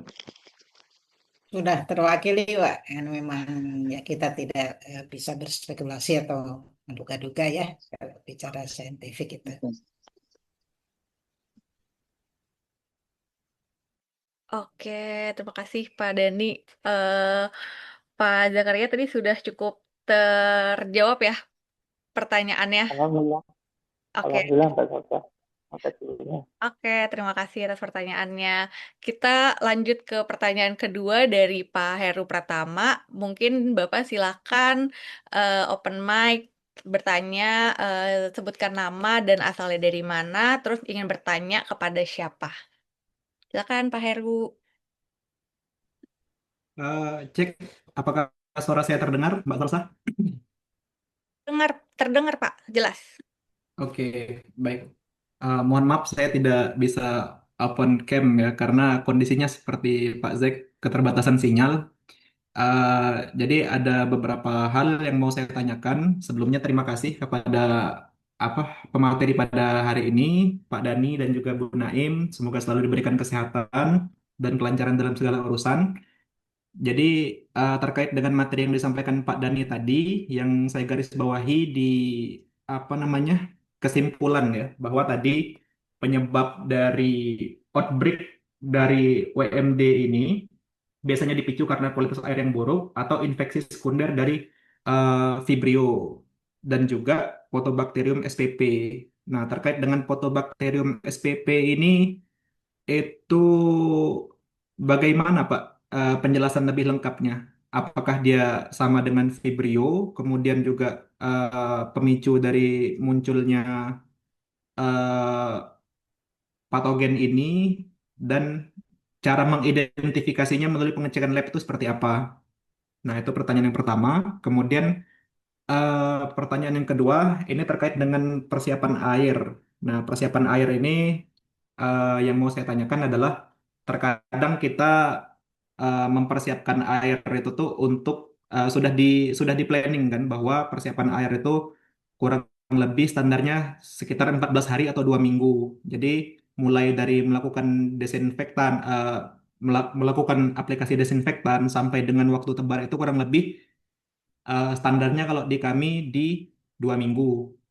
Nah, namun dalam kondisi tertentu kadang ada di kondisi benurnya yang nggak lolos screening lah gitu kan, sehingga eh, kita harus nyari benur lain dan posisinya berarti tanggal tebarnya juga mundur. Nah, di kondisi seperti itu artinya kan kualitas air apa siklus ekosistem di air itu kan terus berjalan, Pak. Nah, apakah nanti dengan lamanya waktu tebar itu, sehingga ibaratnya dengan bahasa sederhananya airnya jadi tua, itu juga bisa menjadi pemicu munculnya penyakit-penyakit di awal DOC budidaya, Pak. Mungkin itu yang ingin saya tanyakan. Terima kasih. Saya kembalikan kepada Bu Moderator. Oke, terima kasih Pak Heru atas pertanyaannya. Boleh silakan Pak Dani langsung dijawab. fotobakterium saya nggak bisa jawab. Nanti Bu Naim yang jawab. Eh, saya belum pernah ngecekan juga sih, belum pernah ngecekan. Saya masih tahunya dari literatur-literatur. Nah, kalau kedua tentang persiapan air. Jadi kita ini eh, termasuk saya. Kadang-kadang kita tuh kan jawaban tebar itu ada dua ya. Kita akan tebar target waktu sama target kualitas. Saya akan tebar tanggal 10 Juni. Target waktu. Saya akan pesan benur tanggal 10 Juni. Nah, sebetulnya tebar itu kan ada syarat kualitas tuh. Salinitasnya berapa, kali berapa. Seringkali kejadiannya seperti yang Mas Heru tadi sampaikan tadi. Ternyata benurnya nggak ada. Atau pada saat benurnya ada, ternyata kualitas air kita tidak sebagus yang seharusnya standar optimalnya. Nah, ini memang adjustment-nya kan kembali kepada masing-masing teknik di situ. Apakah kita akan tetap tebar dengan kondisi air yang tidak baik, atau kita tundakan tebarnya sampai akhirnya kita bisa perbaiki. Kalau tadi saya tunjukin data yang saya punya hari -4 sebelum tebar fibrilonya tinggi, sebetulnya teknisinya nggak bisa dikatakan salah juga kan, dia sudah pasti menghitung dengan segala macam pengalaman dia, skill dia, knowledge dia, bahwa dia akan bisa atasi. Nah, jadi pertimbangan di sini kan ini kan artnya kan seberapa besar risiko itu kita bisa ambil. Kalau cerita tentang bahwa benar nggak ada, saya 3 tahun di Filipina ini jadi agak pamer kan nih. Ada teman saya di Romini juga nih Pak Dali, kebetulan waktu itu kan Pak Dali. Di Filipina benur tidak sebanyak di Indonesia. Jadi satu kejadian kita udah mau tebar tiba-tiba benurnya nggak lolos. Nunggu itu sampai 1 bulan untuk benur berikutnya datang. Ya kita harus ngolah ulang kan pilihannya kalau dibuang saya waktu itu siapan 3 modul, jadi 3 modul itu sekitar sekitar ada 20 25-an kolam lah. Ya kita sirkulasi, ya keluar biaya pompa, keluar biaya ini dibersihkan lagi, setiap kali kolam di kota dibersihkan. Dan nanti saya tuh bacaan juga jadi tulisannya Pornlet kalau nggak salah, Pornlet itu orang Thailand. Kalau kita tunda-tunda tebar, terus nanti plankton nggak numbuh, yang muncul itu nanti filamentus algae, filamentus algae nanti tertunda terus plankton yang tumbuh, pada saat dia mati dia akan menjadi sumber H2S dan nanti udah kebanyakan nempel. Nah itu resikonya kalau kita menunda-nunda. Nah, jadi sebetulnya memang kalaupun kita tunda harus ada waktu yang harus kita batasi. Kita boleh tunda hanya sekian hari. Dan terus sebetulnya akhirnya dicek aja kan, apakah dengan tunda itu akan semakin tetap kita bisa pertahankan baik atau semakin buruk. Kalau semakin buruk ya nggak mungkin kita paksakan terus, harus dikuras dan diizin apa namanya diganti yang baru. Saya kira itu Mbak Salsa. Oke, terima kasih Pak Dani atas jawabannya. Pak Heru, apakah sudah terjawab atau yang tadi mau dijawab oleh Bu Naim ya, ditambahkan? Ya, eh, ini ya tadi terkait apa foto Damsela ya. Jadi foto bakterium Damsela ini memang eh, banyak ditemukan di laut juga ya. Artinya baik udang liar itu udang di laut maupun tambak ya, tambak. eh, Waktu saya di Arizona itu kalau kita sampel gitu ya, hasil sampelnya itu kita cek foto bakterium Damsela ini ada ya. Dia secara kekerabatan cukup dekat dengan Vibrio sih. Dan memang betul ya, ketika misalnya ada white muscle disease gitu, baik di apa, baik dia ditemukan di udang faname, kemudian juga ada literatur itu menyebutkan juga di udang windu. Ini foto Bakterium Damsela ini ada ya. Jadi emang ciri-cirinya itu ya ketika ada white muscle disease gitu. Tapi bukan berarti semua white muscle disease selalu ada foto Bakterium Damsela ya. Jadi ketika ada white muscle disease, kemudian dia mengalami nekrosis juga ya, ototnya itu yang mirip mio gitu. Jadi mionekrosis, kemudian juga hepatopankreasnya pucat, itu kan tanda-tanda white muscle disease ya. Itu ada biasanya ada Photobacterium damsela. Meskipun kita tidak bisa bilang bahwa Photobacterium damsela itu satu-satunya penyebab white muscle disease. Makanya tadi sangat penting untuk di-trace apakah ini ada patogen tertentu atau misalnya faktor-faktor lingkungan ya. Kalau di AHPND kan kita kenal ini ya, sekarang semua petambak juga sudah tahu, kita sudah teredukasi ada toksin namanya PIR-A-PIR-B. Nah, Photobacterium damsela itu mengapa dia patogenik ya dan juga oportunistik karena dia juga punya toksin ya. Sesuai dengan nama bakterinya, toksinnya itu disebutnya kan damselin ya. Ada damselin, kemudian juga ada apa? Yang kedua itu ada hemulisin ya. Tapi ini beda dengan hemulisin yang selama ini kita kenal ya. Ini hemulisin yang di Photobacterium damsela, kemudian juga damselinnya itu sendiri yang ada efek toksiknya.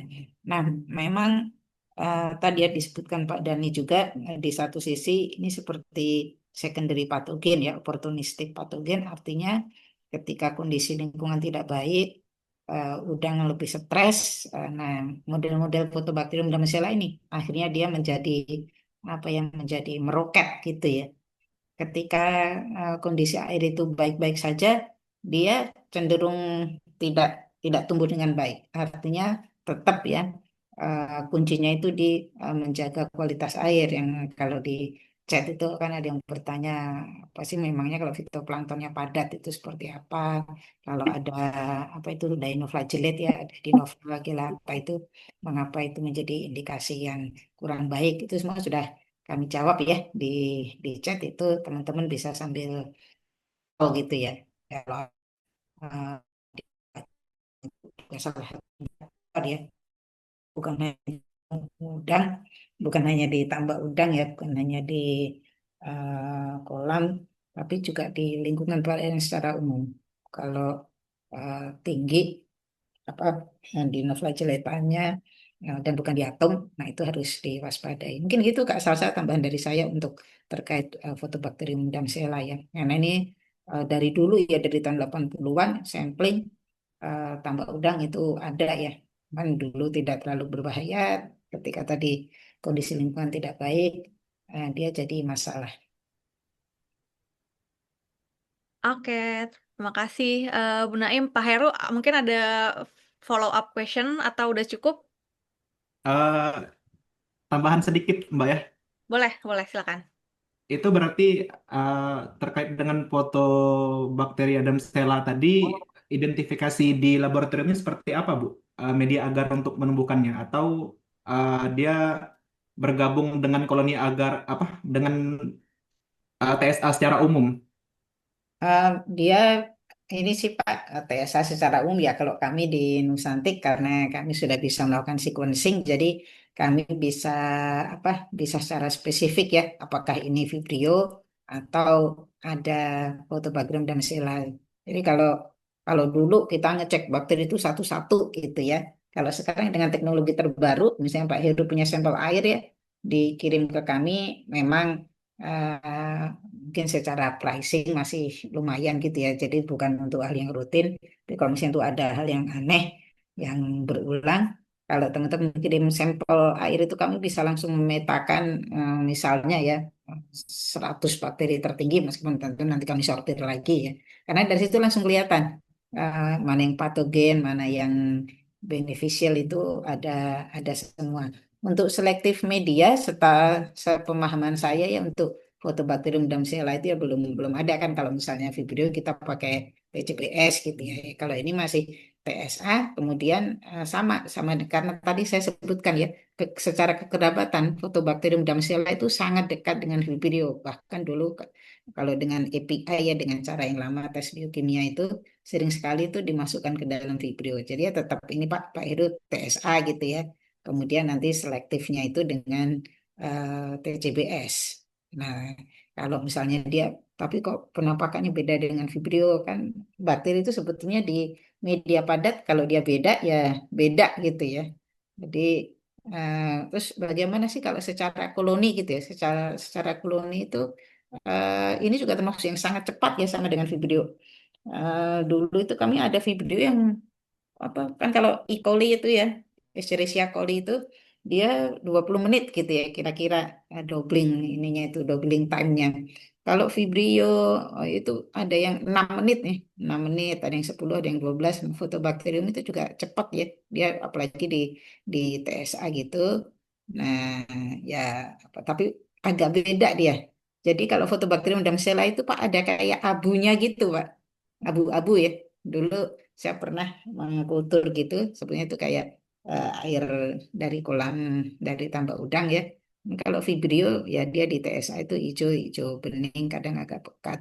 Tapi kalau ini di TSA itu akan terlihat ada sedikit abu ya, bukan hanya creamy gitu, bukan hanya kayak warna susu gitu, enggak. Nah, memang eh, saya pernah baca, mungkin nanti harus dicek ya Pak, karena sudah agak lama saya nggak pernah mengkultur Photobacterium damsela. Itu bisa pakai belat agar juga Pak. Nah, belat belat agar, kemudian juga media McConkey ya. Kalau lab-lab mikrobiologi yang standar mungkin punya punya itu punya ini semua. Jadi kalau kalau yang di udang itu karena dia damsela, ya itu biasanya begitu. Kalau yang di ikan memang agak agak beda. Tapi kira-kira begitu, Kak Salsa. Oke, terima kasih Bu Naim penjelasannya. Gimana Pak Heru? Sudah terjawab ya Ya, pertanyaannya? sudah sangat terjawab Ibu Moderator, Mbak Salsa. Terima kasih atas jawabannya dari Pak Dani dan Bu Naim, dan juga terima kasih kesempatan yang diberikan oleh moderator. Saya Pak, kembalikan ke tapi tadi moderator. ini apa ya, kalau media TSA, karena ini tentu teman-teman juga sudah tahu yang biasa kultur ya, karena ini untuk marine ya, untuk laut ya, jadi tetap harus ditambah NaCl Pak, karena kalau nggak ditambah NaCl yang harusnya tumbuh nanti tidak tidak tumbuh ya. Kalau TCPS udah nggak perlu ditambah untuk NaCl-nya. Sekitar 1,5 sampai 2% lah, biasanya 2%. Oke,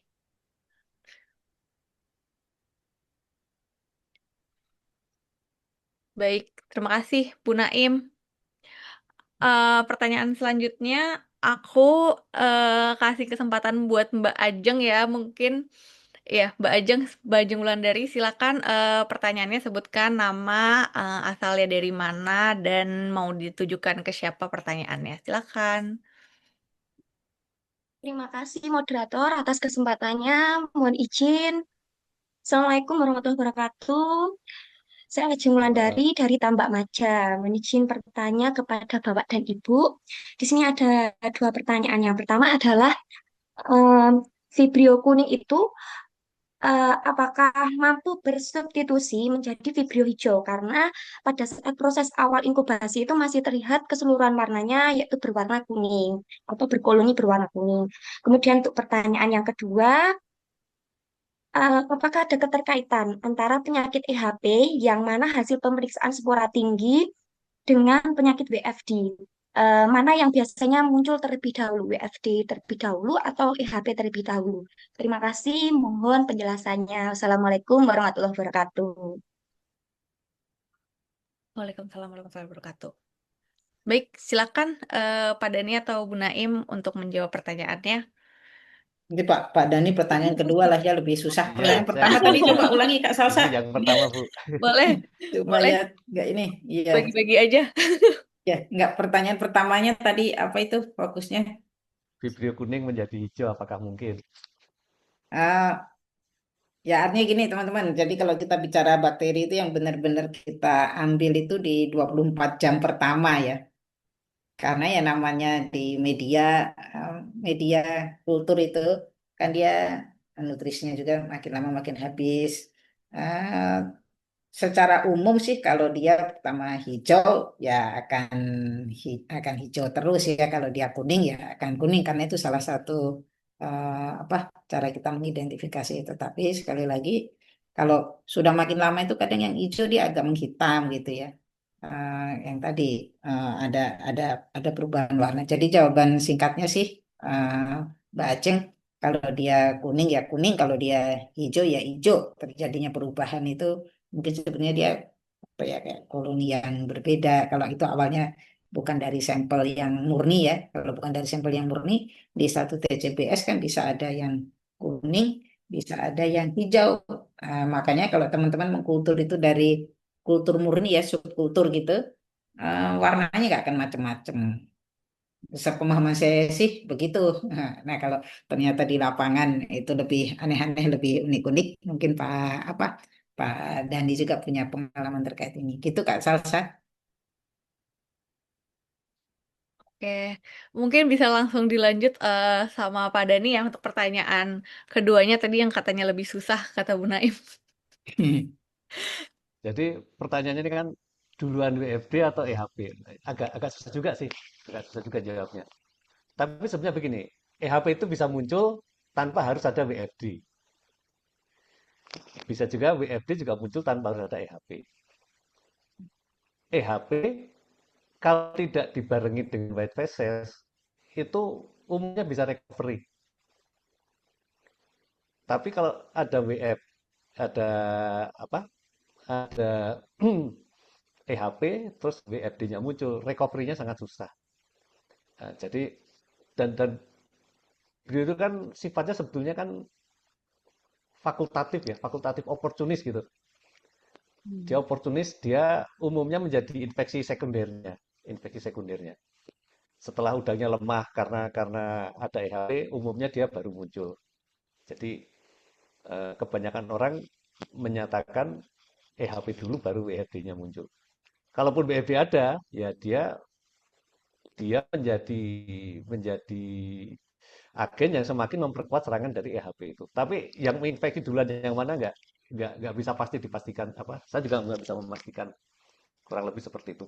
Hanya cuman ada satu literatur kolam yang sama-sama kena EHP, terus dicek apa namanya tingkat infeksinya. Kalau tanpa white phases tuh yang infeksi cuma sekitar 34% udang-udang di kolam yang kena EHP itu. Nah, yang ada white phases infeksinya bisa sampai 96% tingkat infeksi dalam kolam. Nah, jadi memang kelihatan tidak dijelaskan mana yang duluan menginfeksi, tetapi bahwa white phases akan semakin memperkuat serangan dari EHP ini. Mungkin itu Mbak Ajeng bisa saya jawab. Oh iya nih Kak Salsa Siap, nih. Ini Kak Salsa, ini kan ya apa silaturahmi cek kolam ini juga media space kita untuk belajar bersama ya. Tadi mungkin saya belum menjelaskan secara fundamental basicnya dulu ya. Ketika kita memakai TCBS itu kan ini basisnya tentu fermentasi ya. Nah, apa sukrosa gitu ya, sukrosa. Nah, makanya kalau dia lebih dari 24 atau bahkan 36 jam itu bisa bisa berubah ya. Karena kan nutrisinya berubah, pH-nya berubah, sehingga padahal kalau dasarnya itu kalau dia kuning, kuning itu dia berarti bisa apa, memfermentasi sukrosa gitu ya. Kalau hijau berarti dia tidak punya kemampuan untuk memfermentasi sehingga hijau tetap hijau. Kalau dia kan TCBS itu warna hijau tuh. Kalau dia berubah jadi kuning, artinya koloni bakteri yang ada di situ dia bisa melakukan fermentasi gitu ya. Kalau tetap hijau berarti enggak gitu. Itu kan salah satu cara kita mengenali ya, mengenali. Nah, kondisi ini bisa berubah kalau di agarnya sendiri itu ada perubahan. pH itu kan sangat berpengaruh ya terhadap terhadap fermentasi atau misalnya terlalu padat nih.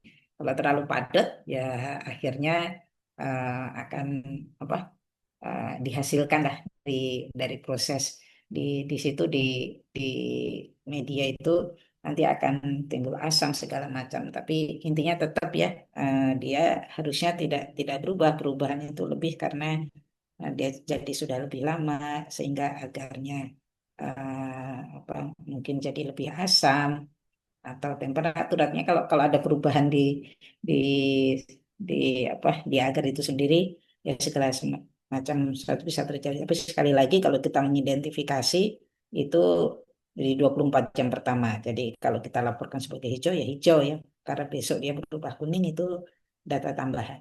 Gitu Kak Salsa. Oke, terjawab ya Mbak Ajeng pertanyaan pertama dan kedua dari Bu Naim dan Pak Dani. Siap, terima kasih banyak atas penjelasannya. Oke, sama-sama Mbak. Mungkin sebelum aku lanjut ke kesempatan untuk bertanya on mic lagi, aku bakal jawab, coba lihat kolom chat dulu dan tanyain ke Pak Dani dan Bu Naim ya. Ini ada dari Mas Yogi. Izin bertanya, jika memakai probiotik di DOC awal, apa tidak terdampak pada plankton? Apalagi di DOC awal biasanya densitas plankton masih cukup rendah. Jika kita pakai probiotik dari Bacillus, yang terjadi plankton crash organik naik, vibrio naik, plankton crash organik naik, vibrio naik. Jadi kiat apa yang tepat? Karena pengalaman saya ditambah seperti itu. Ini mungkin untuk Pak Dani ya. Silakan Pak Dani.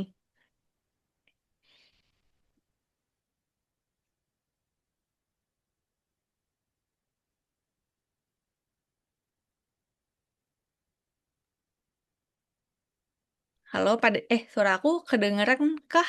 Em, Terdengar jelas kah? Sinyal saya bagus nggak nih ya? Tadi sempat agak nge-lag sedikit. Bapak Oh, mendengar oke. jelas Iya, tidak iya. pertanyaannya? Nah, tadi agak putus sih, agak putus tadi, makanya saya agak bingung juga. Oke, aku izin ulang ya. Pertanyaan dari Pak Yogi, izin bertanya, jika memakai probiotik di DOC awal, apa tidak terdampak pada plankton? Apalagi di DOC awal biasanya densitas plankton masih cukup rendah. Jika kita pakai probiotik dari Bacillus, yang terjadi plankton crash organik naik, vibrio naik. Jadi kiat apa yang tepat? Karena pengalaman saya ditambah seperti itu, Pak. Gitu. Mungkin Bapak bisa menjawab lebih pertanyaan ini. Baik, terima kasih. Jadi, eh sebetulnya kita kan kalau budidaya ini kan dulu orang ototrof gitu ya, ototrof, terus sekarang orang cenderung pengen ke arah heterotrof dengan banyak bakteri. Planktonnya nggak mau terlalu tinggi. Nah, terus kedua yang harus kita perhatikan ya sumber perairan kita. Saya ada temui satu tempat yang numbuhkan plankton, jadi budidaya itu sampai umur hampir 30, transparansi tetap sekitar 70-80 di beberapa lokasi. Ada lokasi yang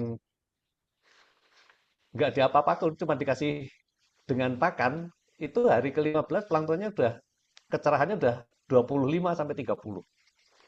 Nah, ini tempatnya Bapak tadi, Pak Yogi ya. Nah, tempatnya Pak Yogi, tinggal tipenya seperti apa nih? Kalau tipenya memang numbuhkan planktonnya susah, ya pakai basilusnya kan dosisnya kita bisa bisa atur ya. Kita sesuaikan dengan kondisi yang ada. Tapi kalau planktonnya seperti yang saya sampaikan tadi, ada tempat-tempat yang 15 hari aja nggak diapa-apakan, tahu sudah sampai 25, itu mungkin probiotiknya bisa dipakai. Nah, jadi yang saya cerita tadi yang sampel sampel ada vibrio terus plankton crash itu jatuh tempat, terus diberikan probiotik di umur muda. Probiotik itu diberikan di Sumbawa nggak apa-apa. Ini kejadiannya nih. Jadi di Sumbawa itu kan kebetulan itu dia punya tambak dua, satu Sumbawa, satu di tempat itu gitu. Di tambak yang di Sumbawa itu diberikan nggak apa-apa. Dicobakan di tambak yang satu lagi nih. Dampaknya lain. Diberikan crash, ya betul crash. Hari ke-12 itu crash. Nah, jadi memang eh, kan cara belajar ini begini ya. Jadi ini kan basic itu pasti umum luas. Nah, implementasi harus kita cocokkan dengan data-data di tempat kita. Kalau memang memang plankton di tempat Bapak sangat sulit, ya probiotiknya harus ditahan aja. Ditahan, tapi bagaimana dicarikan alternatif supaya yellow sama green tadi nggak tinggi. Itu kan hanya salah satu cara saja bahwa memberikan probiotik untuk mengontrol vibrio. Banyak cara lain yang tidak harus dengan itu. Gitu, Mbak Salsa. Oke, baik. Terima kasih Pak Dani penjelasannya. Em, aku izin tanya lagi satu dari pertanyaan di kolom chat ya, Pak Dani. Atau nanti Bu Naim mungkin ingin menambahkan jawabannya. Ini ada pertanyaan dari Mbak Anissa Fitri mungkin ya, Anissa FTR. Usus udang itu kan cenderung pendek dan laju pengosongan pencernaannya cepat. Bagaimana kita yakin bahwa probiotik yang digunakan bisa bertahan lama di saluran pencernaan? Secara probiotik itu kan diharapkan bertahan lama ya di saluran pencernaan. Nah, itu mungkin siapa dulu nih yang mau menjawab? Pak Dani dulu mungkin ya. Itu tadi saya lupa cerita. Eh, yang orang India itu dia juga ngecek usus itu. Usus itu mikro. Jadi gini, ada tulisan mikrobiom di dalam usus itu seperti diwariskan. Jadi dia pasti punya, kalau diwariskan jadi mirip kan, usus ibunya sama usus anaknya sama. Komposisinya sama. Dari mana dia bisa sama? Ya pasti dari probiotik yang ada di air atau diberikan langsung, pasti masuk. Pasti masuk. Eh, terus masuknya kan berulang-ulang nih, nggak terus udah itu kan makan sekali terus hilang gitu kan, dia akan makan lagi, akan makan lagi. Jadi tidak sekali makan langsung langsung mencapai level yang kita harapkan. Berulang-ulang makan, pelan-pelan, tersimpan. Ada yang terbuang pasti ya, tetap ada yang tersimpan karena bolak-balik makannya. Jadi kurang lebih konsepnya seperti bukan berarti pada makan pendek terus keluar. Ya, dia keluarkan kan makan lagi, masuk lagi probiotik, terus sampai sampai satu saat dan dan usus udang itu kan ada epitel atau apa namanya? Ada pilinya gitu kan. Pili itu tempat dia menempelnya makanan, tempat menempelnya probiotik. Nah, jadi selama dia masih bisa menempel di pili itu dan pilinya itu nggak rusak, probiotik akan bertahan. Itu yang bisa saya jelaskan. Ya, mungkin saya tambahkan ya. Jadi ini ada dua hal bagus sekali tadi Pak Dani menyinggung tentang mikrobiom ya. Jadi mikrobiom di usus di gutnya udang itu berarti ya mikrobiota secara keseluruhan gitu ya. Ya di situ ada bakteri, ada segala macam. Nah, tentu teman-teman di lapangan jauh lebih paham ya. Probiotik itu tentu tuh ada dosisnya. Terus setiap berapa hari gitu ya. Kan dia beda-beda tuh formulanya tuh ya. Misalnya ada yang tiap 3 hari, ada yang tiap 5 hari. Mungkin paling tinggi seminggu ya. Karena betul tadi yang disebutkan Pak Dani, eh, khusus udang kan ada epitel, ada filingnya, dan itu kaya dengan kitin ya. Jadi usus itu di apa? Jadi kalau kita bayangkan dia kan apa ya kayak kayak silinder gitu ya. Nah, bulatannya itu di ujungnya itu sangat kaya dengan kitin ya. Sangat kaya dengan kitin sehingga itu nutrisi yang dicari oleh probiotik, oleh bakteri itu akan nempel di situ. Kalau misalnya probiotiknya itu ya, bakterinya itu bertahannya sekitar 3 hari, ya artinya tiap 3 hari itu harus ditambah gitu ya Pak Dani ya. Kalau dia 5 hari dan sekali lagi probiotik itu beda-beda. Itu kalau di lab itu kita cek juga kelihatan ya dari apa kurva S-nya itu. Dia benar-benar jadi turun itu di hari keberapa. Kalau turunnya 5 hari, berarti hari kelima itu harus ditambah lagi supaya naik lagi. Nah, gitu. Jadi siklusnya berulang. Ini demikian Kak Salsa tambahan dari saya ya. Dan rata-rata apa probiotik itu kan diambil dari yang gram positif ya. Misalnya Bacillus, Lactobacillus kayak kayak gitu. Mm. Oke, terima kasih Bu Naim dan Pak Dani. Jawabannya di cek kolam tuh juga bisa ini apa namanya bisa kirim sampel probiotik sama gut udang juga kan untuk dilakukan sequencing. Jadi nanti kelihatan tuh profiling mikrobanya tuh seperti apa. Nah nanti kalau teman-teman ada yang tertarik mau ngecek eh, profil mikroba di usus udang, mungkin bisa langsung hubungin admin cek kolam. Nanti mungkin bisa tanya-tanya dulu juga sama tim cek kolam dulu gitu. Terima kasih Bu Naim dan Pak Dani. Eh, aku mau lanjut ke Pak Alberto nih yang udah raise hand dari tadi. Maaf ya Pak, mungkin pegel nih dari tadi angkat tangan mulu. Em, apa namanya? Tapi sebelum lanjut, mungkin teman-teman, aku mau ingetin jangan lupa untuk isi absen. Tadi ada beberapa teman-teman cek kolam juga udah kirim link absensinya. Jadi jangan lupa isi absen karena nanti teman-teman yang sudah bertanya, itu akan kita pilih siapa yang akan mendapatkan hadiah uang tunai sebesar 50.000 seperti biasa di acara cek kolam gitu. Pak Alberto mau bertanya kah? Jadi mau bertanya kah atau udah terjawab semua Ya, pertanyaan? menjadi mau bertanya. Oke, boleh. Silakan Pak Alberto, dari mana dan ditujukan kepada siapa? Oke, sebelumnya terima kasih Mbak Salsa sudah diberikan kesempatan untuk bertanya. Sebelumnya saya mohon maaf tidak bisa on cam karena kendala sinyal. Pertanyaan ini saya mau tujukan ke Pak Dani dan Bu Naim, mungkin bisa dibantu jawab. Eh, apakah ada keterkaitan WMD ini dengan EHP? Karena kasus yang terjadi dari tambak saya di tambak SMB Lombok, saat terjadi mortal itu ciri visualnya itu seperti Mio, tapi saat saya melakukan pengecekan air dan udang mortalnya tersebut hasilnya negatif. Hasilnya negatif. Lalu kami mencoba percobaan mandiri di lab kami sendiri. Kami ambil udang yang mortal tersebut, kami coba white mount. Ternyata di nekrosisnya tersebut ada positif EHP.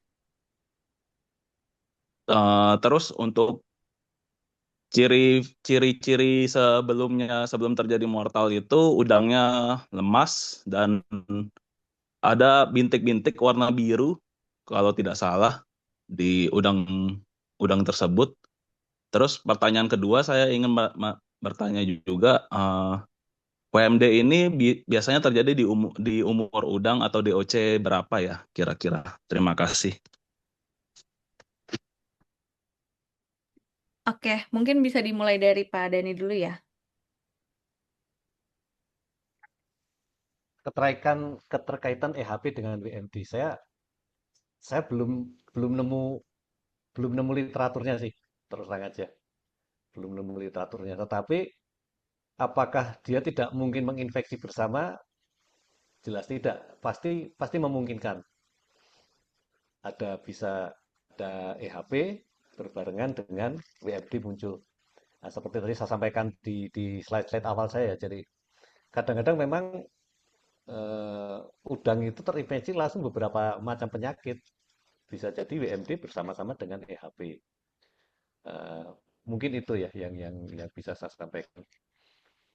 Jadi memang bisa bersama-sama. Tapi apakah keterkaitan langsungnya itu saya belum tahu.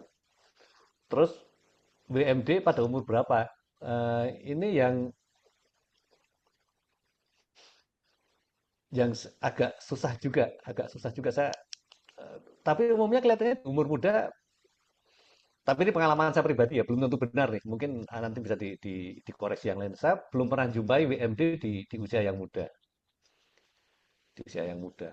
Kalau kita cerita IMNP juga kita nggak jumpai di usia muda.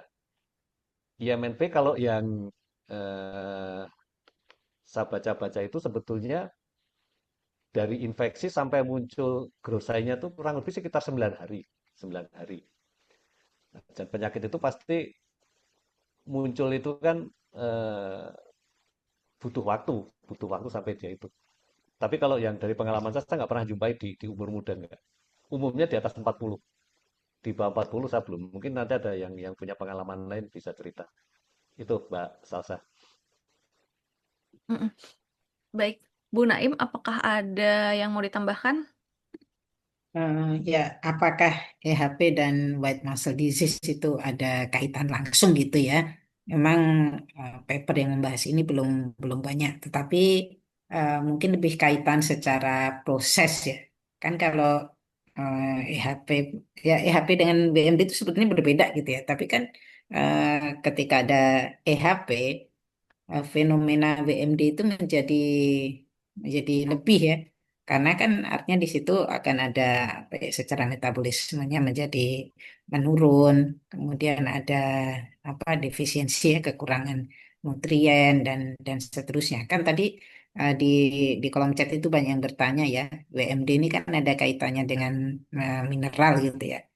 Nah, jadi kalau EHP itu merusak hepato nih ya teman-teman. Jadi begitu EHP itu merusak hepato, sehingga udang itu jadi tidak bisa mengabsorpsi ya, tidak bisa mengabsorpsi mineral dengan baik. Misalnya mau magnesium, mau kalsium dan yang lain-lain. Nah, karena ada kekurangan atau defisiensi mineral ini yang men-trigger white muscle ya, white muscle ya, sehingga menjadi apa white muscle disease ya. Nah, selain itu tentu juga energi ya. EHP itu kan dia parasit ya, parasit yang dia defisien nih, artinya kekurangan energi. Oh, dia sangat perlu ATP ya kalau di reaksi itu, artinya dia selalu perlu perlu ATP dari udang nih, dari apa? Dari sel-sel udang. Nah, ketika energi yang diambil oleh parasit ini banyak, kan dia jadi yang lain kekurangan ya. Nah, sehingga kita melihat manifestasinya itu ototnya menjadi lebih putih, lebih lebih pucat dan secara keseluruhan tentu ini menimbulkan stres. Tapi sekali lagi memang literatur tentang ini masih terbatas. Hanya kalau secara proses yaitu dikaitkannya seperti itu. Ya ketika ada EHP, white muscle itu menjadi lebih lebih buruk ya, menjadi ke-trigger karena tadi sudah energinya diambil oleh EHP, terus EHP itu mineralnya itu ya juga diambil sehingga defisiensinya menjadi semakin besar ya dan WMD menjadi lebih muncul gitu Kak Salsa. Oke, baik Pak Albert, ada follow up question kah? Sudah cukup terjawab? Baik, Mbak, terima kasih sudah cukup menjawab. Terima kasih Bu Naim Ya, dan Pak Dani. Baik, terima kasih Pak Alberto. Satu lagi nih pertanyaan raise hand dari bapak-bapak. Nah, bapak-bapak tolong diberikan namanya ya. Nama bapak siapa, dari tambak mana, atau asalnya dari mana, terus mau mengajukan pertanyaan apa. Silakan Pak.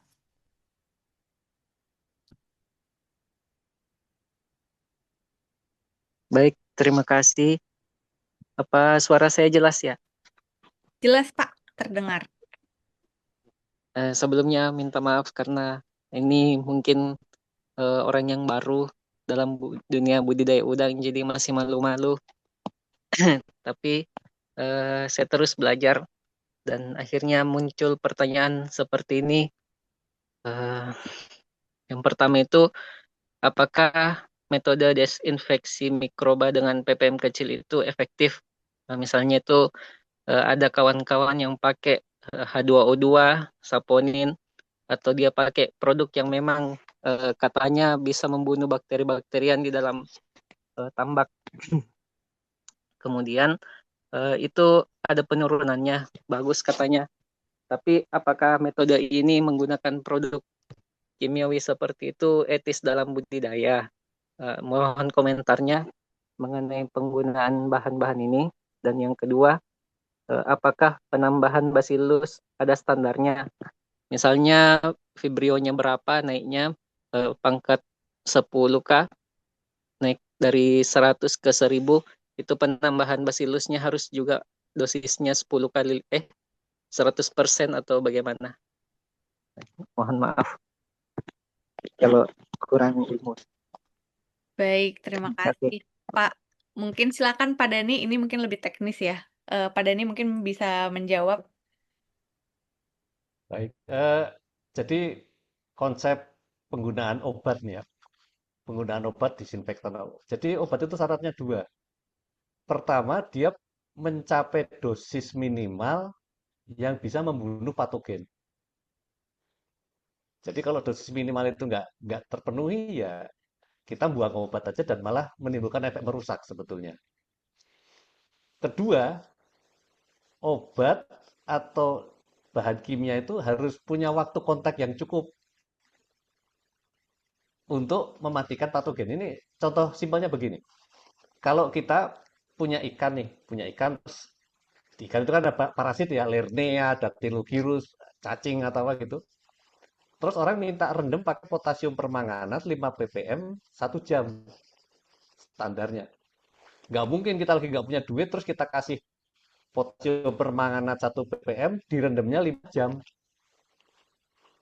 Waktu kontaknya cukup, tapi dosisnya nggak mematikan si lerneanya tadi. Jadi balik ada dosis minimal. Terus nggak mungkin juga kan kita lagi buru-buru nih, buru-buru nggak mungkin 1 jam nih. Saya kasih 10 ppm 15 menit. Jadi obat itu syaratnya dua. Ada dosis minimal yang patogen mati, ada waktu kontak yang cukup. Dan sebetulnya eh, kalau saya baca-baca itu, kenapa kok penyakit di dunia aquaculture ini makin hari kok makin luar biasa? Itu karena kita menggunakan disinfektan yang tidak terkendali. Misalnya, contohnya orang pakai klorin ini ya, klorin lah paling paling populer itu kan klorin. Orang menentukan klorinnya tuh 20, 15, 30, 40, 50 ppm tuh basicnya apa? Kadang kan nggak pakai basic nih, nggak pakai dasar. Pokoknya saya tentremnya, ayamnya hati saya pakai 40 nih. Kalau saya pakai 40, ayam nih kelihatannya airnya merah. Nah, padahal tidak kan. Klorin itu sangat dipengaruhi oleh pH. Semakin tinggi pH dia jelas butuh butuh dosis makin tinggi. Bahan organik, makin tinggi bahan organik dia makin ini. Jadi sebetulnya dosisnya seperti itu, harus diuji. Klorin itu kalau misalnya klorin ini tadi contohnya bukan klorin yang ditanyakan ini yang saya tahu klorin aja. Klorin itu pada jam ke-24 residu klorinnya harus 10. Nah, jadi dicarikan dosis di depannya. Yang paling awal itu berapa sehingga di residu terakhirnya pada waktu kontak 12 jam itu dia tersisa 10. Nah, sama dengan obat yang lain. Jadi penggunaan rendah berulang-ulang sebagai preventif itu kalau saya sih nggak kurang menyarankan. Karena obat itu kan efek sampingnya banyak ya dibandingkan kepada patogennya. Nah, jadi kalau emang benar-benar perlu berikan dosis yang memang betul patogennya akan mati dengan waktu kontak yang cukup. Itu satu. Terus kedua, eh, pemakaian Bacillus berapa ini saya juga nggak ketemu nih. Tapi sebenarnya gini konsepnya.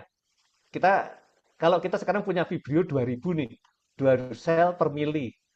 2000 sel per mili itu kan sedikit ya. Tapi kalau kita jadikan per liternya berapa? Udah ada 2 juta Vibrio per liter. 1 meter kubik udah ada 2 miliar Vibrio per meter kubik. Kalau kolamnya ada 1000 meter kubik berarti ada 2 triliun. 2 triliun Vibrio yang harus kita lawan dengan probiotik kita. Probiotik 1 kali 10 pangkat 9 per, per ini. Apa namanya? Di kemasannya kan seperti itu. Ya berikan kira-kira jumlah yang cukup untuk melawan Vibrio Bapak. Nah, kasarannya seperti itu. Saya ada tuh slide dari Loctran, tapi saya memang nggak tampilkan tadi di sini karena memang di luar topik. Di Loctran itu dia ada satu slide-nya bagus itu. Jadi Vibrio itu dia kasih warning, yellow level, green level, yellow level, red level. Jadi kalau red itu sudah zona merah itu kalau 10 pangkat 5 katanya sudah mulai muncul mortalitas karena Vibrio. Nah, kalau 10 pangkat 4 itu kuning, hati-hati. Pemberian Vibrio pada saat dia masih di bawah 10.000, antara 10.000 sampai 100.000, di atas 100.000 itu berbeda-beda. Jumlahnya berbeda. Nah, itu sebetulnya pemberian Bacillus itu disesuaikan dengan berapa banyak bakteri yang akan dilawan di situ. Itu nanti kurang lebih itu Pak patokannya. Kalau memang Vibrio Bapak cuma ada 1.000, ya nggak usah kasih probiotik. Ada 10.000 kasih agak banyak, 60.000 kasih lebih banyak. Saya kira itu, Mbak Salsa. Oke, baik sudah terjawab ya Pak pertanyaannya. Sampai jam berapa ini Kak Salsa? Dikit Malam ini Sabtu. udah terakhir. Mohon maaf sekali ini pertanyaannya banyak banget. Ternyata aku juga nggak nyangka kalau misalnya teman-teman banyak yang antusias sekali sama materinya Pak Dani dan Bu Naim hari ini. Mohon maaf ya teman-teman kalau misalnya ada yang belum terjawab. Nanti 2 bulan lagi kita akan ketemu lagi di Silaturahmi Cek Kolam. Eh, Tadi intinya adalah dari pemaparan Bu Naim dan Pak Dani bahwa ya data itu adalah penting ya. Jadi memang dalam berbudidaya itu jangan sampai menebak-nebak aja gitu. eh Terima kasih teman-teman. Kita foto dulu teman-teman teman-teman yang ada di acara ini. Apakah bisa on cam? Yuk kita foto bareng-bareng dulu. Tunjukkan wajah-wajah menuju weekendnya. Ini ada aku baru beberapa kali sih memoderatorkan acara Silaturahmi Cek Kolam ya. Cuman wajah-wajahnya udah ada yang kayak lumayan sering datang nih kelihatannya. Oh ya, untuk materi nanti akan di share ya sama tim Cekolam. Jadi jangan lupa untuk isi absensi. Nanti bakal kita WhatsApp broadcast semua materi dari Bu Naim, Pak Dani beserta juga apa namanya recordingnya. Jadi nanti kalau misalnya teman-teman ada yang terlambat datang atau ketinggalan atau kayak nggak denger gitu karena keterbatasan sinyal itu nanti bisa ditonton lagi. Oke, udah pada on cam semua nih. Dan cam semua ya. Oke, teman-teman cek kolam udah siap untuk foto? Udah ya, oke. Ya, siap. Oke, eh aba-aba dari aku. Satu, kita pakai huruf C, boleh? Satu, dua, tiga. Lagi, gaya lagi. Untuk yang sebelah lagi, satu, dua, tiga. Yeay, terima kasih teman-teman semuanya atas antusiasnya. Aku happy banget hari ini. Semoga bisa menjadi insight dari pertanyaan teman-teman, materi dari Pak Dani, dari Bu Naim.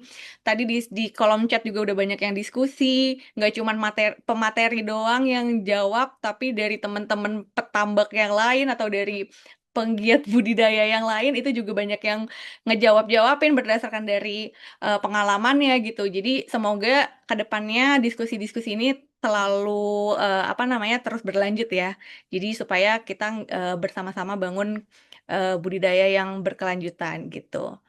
Yeay, semoga sukses terus. Happy weekend. Selamat malam teman-teman semuanya.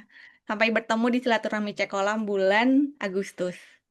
Karena nggak ada bagi-bagi hadiah. Ada nanti aku share di WhatsApp, oke, Bu Naim? Oke. Terima kasih Thank Pak you. Dani, terima kasih Bu Naim Terima atas kasih. waktunya, terima kasih Terima kasih teman-teman Bapak semua, Ibu sampai semua. bertemu lagi. Terima kasih semuanya. Belum. Izin ya Pak Dani. Iya, Ada monggo Bu. duluan.